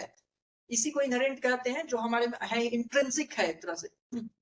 और उसका उल्टा क्या हो गया, जो हम अटेन करते हैं, जो एक्वायर करते हैं, जैसे कि जो सिटीजनशिप एक्ट में रूल्स होते हैं अलग अलग सिटीजनशिप लेने का, एक्वायर किए जाते हैं। आप क्राइटेरिया फुलफिल करें, कोई भी चीज की क्राइटेरिया फुलफिल करें, आप एक्वायर कर लेते हैं। तो acquiring is something which is not inherent, वो आप कुछ करके एक्वायर करते हैं, किसी चीज की एलिजिबिलिटी पूरा करके एक्वायर करते हैं। या मान लीजिए कोई स्टेट आपको ग्रांट करती है, लेकिन इनहेरेंट कहने का मतलब वो चीज ग्रांट नहीं की जा रही है, वो चीज आप एक्वायर नहीं कर रहे हैं, वो चीज आप अटेन नहीं कर रहे हैं, वो आप में ऑलरेडी था। For example, human rights is the best example. Human rights are those kind of rights which are inherent in us, which are available to us by virtue of being us human beings। हम human beings हैं, तो हमारे पास कुछ right है, जो कि जैसे कि कुछ ह्यूमन राइट्स में इंपॉर्टेंट है, वो कोई ग्रांट नहीं करती है। स्टेट ग्रांट नहीं कर सकती ह्यूमन राइट, वो बस रिकॉग्नाइज कर लेती है। फंडामेंटल राइट्स भी कुछ इंपॉर्टेंट ह्यूमन राइट्स की बात करता है, इक्वालिटी हो गई, लिबर्टी हो गई, लाइफ हो गई, ये रिकॉग्नाइज किया है, ये नहीं कि ग्रांट किया हुआ है। ह्यूमन राइट्स जो है वो तब से है जब कॉन्स्टिट्यूशन नहीं है, जब से स्टेट नहीं बना, तब भी ह्यूमन राइट्स थी। तो कुछ चीजें ऐसी होती हैं जो कि ग्रांट नहीं की जा सकती। State is not competent enough to grant human rights, okay. वो बस रिकॉग्नाइज कर सकता है, वो कॉम्पिटेंट ही नहीं है कि ग्रांट करे या स्नैच कर ले। तो वही इनहेरेंट वर्ड के होते हैं। सबको मुझे लगता है समझ में आ गई है, पहले से भी आप समझ ही रहे हैं इसको। तो यहाँ भी बात की जा रही है इनहेरेंट डिग्निटी, वीमेन की जो डिग्निटी है, उस डिग्निटी की बात की जा रही है जो कि ग्रांट नहीं की जा रही है। वीमेन है, and by virtue of being her women, there are some specific dignity which is attached to her. कुछ डिग्निटी है जो उनसे अटैच्ड है। वो किस नेचर की dignity? Gender, in terms of her gender, क्योंकि वो वीमेन है इसलिए, ठीक है, क्योंकि वो वीमेन है इसलिए उसको कुछ डिग्निटी एट्रीब्यूटेड है, इनहेरेंटली एट्रीब्यूटेड है, इनहेरेंटली। उसी को हम क्या कर रहे हैं, एक तरह से मॉडेस्टी वही हो गया, वीमेन की मॉडेस्टी हो गई। ये डिफाइन नहीं किया गया है, ऐसा नहीं कि आईपीसी में या बीएनएस में या कोई स्टैट्यूट है जिसमें मॉडेस्टी को डिफाइन किया गया है, ऐसा डिफाइन नहीं किया गया है। लेकिन वो इसी टर्म्स में सुप्रीम कोर्ट ने, हाई कोर्ट ने या अलग अलग स्कॉलर्स ने मॉडेस्टी को एक्सप्लेन किया हुआ है कि वीमेन है, उसके associated with gender, associated with her sex, जो भी उससे एट्रीब्यूटेड जो डिग्निटी है, उसी को हम क्या कह देते हैं, मॉडेस्टी कह देते हैं। और ये डिफाइंड भी नहीं है, और इसमें पनिशमेंट दी जाती है। जैसे रेप जो होता है, rape also violates, also outrages the modesty of women। Rape जो है वो सबसे बुरी तरीके से मॉडेस्टी का आउटरेज करना हो गया, ठीक है। Outraging the modesty of women क्या एग्जांपल रेप ही हो गया ना। Rape also outrage the modesty of women, इसी मॉडेस्टी की जो हम बात कर रहे हैं। लेकिन ये रेप इतना हीनियस क्राइम हो गया, is the most heinous way to outrage the modesty, इसलिए इसको बहुत एक हीनियस क्राइम मानी जाती है, अलग से इसकी सजा दी जाती है। लेकिन ऐसी आउटरेजिंग ऑफ मॉडेस्टी, ऐसे ऑफेंसेस जो कि against the modesty of women हो, जो कि रेप से कम है, मतलब सॉर्ट ऑफ रेप है, रेप नहीं है, उसको यहाँ पनिश कर दिया जाता है। आउटरेज हो रही है मॉडेस्टी आउटरेज हो रही है, बट रेप नहीं है। रेप के जो डेफिनेशन है उसमें फॉल नहीं कर रही है, वो सारे यहाँ पनिश किए जाते हैं। समझ में आ रही है ना बात आपको कि कैसे इस ऑफेंस को अलग से क्यों बनाया गया। Rape also outrage the modesty of women, and उसके पनिशमेंट उसके लिए अलग ऑफेंस है जो हम पढ़ भी चुके हैं। लेकिन वो ऑफेंसेस, वो मॉडेस्टी का आउटरेज होना जो कि रेप के लिए क्वालिफाई नहीं कर पाती, उन सारी चीजों को पनिश किया जाता है सेक्शन 354 ऑफ आईपीसी या सेक्शन 74 ऑफ बीएनएस में, कि पनिश किया जाता है। मतलब एक्ट तो है, आप डिग्निटी को वायलेट तो कर रहे हैं, डिग्निटी को वायलेट कर रहे हैं, वो भी इन terms of her gender, dignity को वायलेट कर रहे हैं। फॉर एग्जांपल टचिंग इनअप्रोप्रिएटली, किसी वीमेन को इनअप्रोप्रिएटली टच करना, ये सब क्या हो गया, डिग्निटी को, मॉडेस्टी को आउटरेज करना हो गया। इन सब चीज को यहाँ पनिश किया जाता है, क्योंकि रेप नहीं हुआ लेकिन मॉडेस्टी आउटरेज हो रहा है, उन सारी चीजों को इस सेक्शन में पनिश किया जाता है। समझ में आया आप लोग को? किसको समझ में आया? सुचेता, सारिका,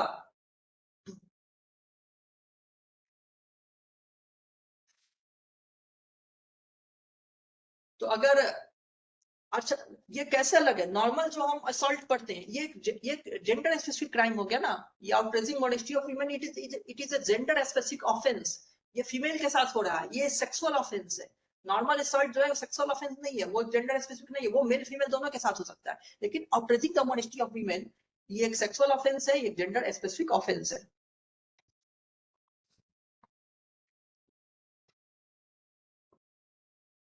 रक्तिमा आपको कोई डाउट?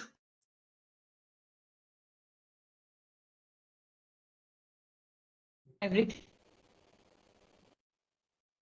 ओके ओके, जब सब क्लियर ही है तो हम लोग अच्छा व्हाट्स द टाइम 50 अच्छा तो हम लोग ये 75 से मतलब वो सेक्सुअल हैरेसमेंट फिर डिसरोब ये सब से लेकर के हम क्या किया जाए, आज रात को पढ़ा जाए कल पढ़ा जाएगा? कल तो सोचे थे सीआरपीसी, क्या सर अगर क्या रात आप को लोग के विचार है? सर फिर रात को क्लास लेंगे तो फिर 8 बजे से लीजिएगा। हाँ, और बाकी लोग बोलिए, ऋचा, रक्तिमा, सुचेता, आप तीनों चारों लोग जो प्रेजेंट है आप लोग अपना ओपिनियन दीजिए। अगर 3 लोग तैयार हो गए तो आज रात को क्लास होगी 4 लोगों में से। सर हम घर पे हैं और डेटा लिमिटेड है, अच्छा, तो ये अगेंस्ट में तो वोट शायद चला गया बीच में आपका। खत्म हो जाए रात में। Okay okay, रक्तिमा। सर आज तो ले लिया, आप फिर से सर क्लास करना, फिर कल ले ओके ओके, लेने से तो सही 2 है। वोट अगेंस्ट में चला ही गया, तो सुचेता का वोट ऐसे भी रेलेवेंट नहीं है क्योंकि 2 वोट अगेंस्ट चला गया। तो ठीक है, हम लोग कल लेते हैं क्लास, तो फिर कल सीआरपीसी की शेड्यूल्ड है क्लास। आप लोग तो ऋचा, सारिका, सुचेता, रक्तिमा, आप लोग तो चारों को चारों सीआरपीसी में भी है ना? Yes sir. जी सर। हाँ सर है। सर कल 2 करा हाँ, ठीक लीजिएगा, है हम तो रेडी रहेंगे। सर कल दिन में ले लीजिए ना फिर। ठीक है, तो कल दिन में आईपीसी की होगी और रात में तो सीआरपीसी का जो टाइम है 8 बजे के आसपास, 8 बजे से ही वो सीआरपीसी की क्लास होगी, ठीक है? जी ओके। Okay sir. हाँ, और कल दिन में हम सर लोग आगे के क्लासेस सेक्शन। सर सर हमारा तो क्या क्लास है रखती ना हूँ? सर, दिन में भी क्लास होता है ना सर, सर हमारा तो क्लास होता है ना दिन में सर, अच्छा, क्लास अभी में तो खुला हुआ है क्या कॉलेज वॉलेज? हाँ सर, सर कल से तो खुल जाएगा हमारा। अच्छा, कितने बजे से तक चलता है क्लास? बहुत हेक्टिक है इधर।